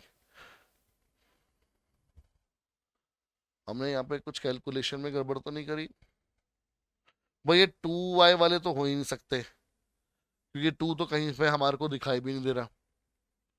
देखो यहाँ पे टाइपिंग मिस्टेक है ऑप्शन में। ये हमारे पास y equal to x² plus c x, तो ये आना चाहिए, बट यहाँ पे 2 नहीं आना चाहिए। ये बेटा ऑप्शन में करेक्शन है, ये 2 नहीं आना चाहिए, ठीक है। 2c नहीं होना चाहिए हमारे पास, ठीक है। एक बार दोबारा चेक कर लो फिर भी कि भाई x से डिवाइड करा तो ये -1/x बना, ये +1/x हमारे पास आएगा इसका आंसर, ठीक है। हाँ, और q था x², जब x से डिवाइड करा तो एक x कैंसल हो जाएगा, तो बचेगा क्या, सिर्फ x बचेगा। हाँ, तो qx बचा, साथ में आई एफ आता है 1/x, कैंसल आउट हो जाएगा, तो 1 बचा और 1 का इंटीग्रेशन x। तो यस बेटा यहाँ पे क्वेश्चन में ही करेक्शन है, तो ऑप्शन डी आपके पास सही होना चाहिए। तो y इक्वल टू ये आ जाएगा x² प्लस सी एक्स, यानी कि y minus x² equal to c x, ठीक है। तो ये सी एक्स होना चाहिए था। चलिए ठीक है बच्चा लोग, अब आते हैं नेक्स्ट क्वेश्चन पर। नेक्स्ट क्वेश्चन में बेटा आपके पास है सॉल्यूशन। अब पूरी डिफरेंशियल इक्वेशन दे दी है, ठीक है। तो पहले होमोजीनियस है या नहीं ये चेक करेंगे। इसमें कितनी टर्म्स है, 1 2 3 4 टर्म्स है। इसकी पावर 2, इसकी पावर 1 होगी, ऐड होके क्योंकि मल्टीप्लाई हो रहे हैं तो 2, इसकी पावर 2, इसकी पावर 2, तो हर एक की पावर 2 है। तो यानी कि हमारे पास linear differential homogeneous differential equation बन गई है। तो उसका तरीका आपको पता है, dy बाई डी एक्स की जगह पे आप डायरेक्ट लिखो v plus x d v by D x, क्योंकि dy बाई डी एक्स वाली है तो हमने y को vx लेट करते हैं और उससे ये बनता है। अगर ये dx बाई dy वाली होती तो आपको पता है अलग से क्या करना था, ठीक है। ये हो गया बेटा x², x y की जगह पर vx, y की जगह पर vx अपॉन में x²। पहला स्टेप आपको बताया हुआ है हमेशा क्या होगा कि x नहीं बचेगा, सब में से देखो x² कॉमन आ जाएगा, यहाँ बचा 1, ये x² हो गया तो बचा v, ये v² हो गया अपॉन में x², कैंसिल आउट। फिर हर बार v को उधर भेजोगे आप, तो x dv by D x equal to 1 plus v minus v से प्लस v क्या हो गया, कैंसिल आउट हो गया। तो x dv by D x equal आया किसके, v² प्लस 1 के, सेपरेट करा। तो देखो होमोजीनियस का क्वेश्चन आया, बट क्योंकि मल्टीपल चॉइस फॉर्मेट में है तो उन्हें पता है कि भाई हमारे पास इस तरह से करना है कि वो बच्चे सॉल्व कर पाए, ठीक है। सब्जेक्टिव थोड़ा ना है, वो तो सीबीएसई में चेक हो चुका है आपका कि आपको होमोजीनियस आती है या नहीं आती, तो वो तो आपके पास सब्जेक्टिव वे में सीबीएसई चेक कर चुकी है। अब वो मल्टीपल चॉइस क्वेश्चन में आपको देखने कि आप कितना जल्दी स्पीड से एक्यूरेसी से कर पाते हो। तो यहाँ पर डायरेक्ट फॉर्मूला लग जाएगा बेटा, तो ये हो जाएगा tan इनवर्स v, ये हो गया आपका log mod x प्लस सी। लास्ट में बेटा v की वैल्यू सब्स्टिट्यूट करना मत भूलना, उसी के टर्म्स में आंसर आएगा। अब देखते हैं कि हमारे पास ऑप्शन क्या अवेलेबल है इंटीग्रेशन करके, तो ये आया हमारे पास। So tan inverse y by x by y है, तो ही गलत हो गया। tan inverse y by x equal to log x plus C, अब वो मॉड उसने ऑप्शन में नहीं रखा है तो चलेगा, तो बी हमारे पास आंसर आ गया, ठीक है। Clear everyone? तो इस तरह से बेटा आपको क्वेश्चंस करने हैं। Then which of the following is a homogeneous differential equation, तो कितना बढ़िया क्वेश्चन पूछा है। अब आपको 4 इक्वेशंस दे दी हैं, तो उसमें से आपसे पूछा कि कौन सी इक्वेशन होमोजीनियस है या नहीं। तरीका हम लोग सीख चुके हैं, तरीका हमें बहुत अच्छे से पता है। क्या करना है जी, हर एक टर्म को काउंट करना है। इसमें जो पावर कितनी है जी 1, इसमें पावर 1। अब ये कांस्टेंट है तो इसमें पावर कितनी होगी 0, बिकॉज कांस्टेंट मतलब वेरिएबल की पावर 0। तो यहीं पर ये दोनों सेम नहीं हुए, तो इसलिए ये होमोजीनियस हो ही नहीं सकती। हर एक टर्म की पावर बेटा क्या होनी चाहिए, सेम होनी चाहिए। इस पर आ जाओ, इधर x1 y1, तो टोटल पावर कितनी होगी जी 2। इधर x³ पावर कितनी है जी 3, इधर y³ पावर कितनी है जी 3। तो वैसे तो यहीं पर रिजेक्ट होना जाना था, इसको निकालने की जरूरत नहीं थी, तो ये कैंसिल आउट। इधर 3, इधर 2, रिजेक्टेड। तो ऑप्शन यही बचा, तो यही आंसर है। बाकी आप चेक कर सकते हैं, एक्स स्क्वायर वाई स्क्वायर मतलब पावर 2, एक्स स्क्वायर मतलब पावर 2, एक्स वाई मतलब 1 और 1 मल्टीप्लाई हो रहे हैं तो ऐड होके 2, वाई स्क्वायर मतलब 2।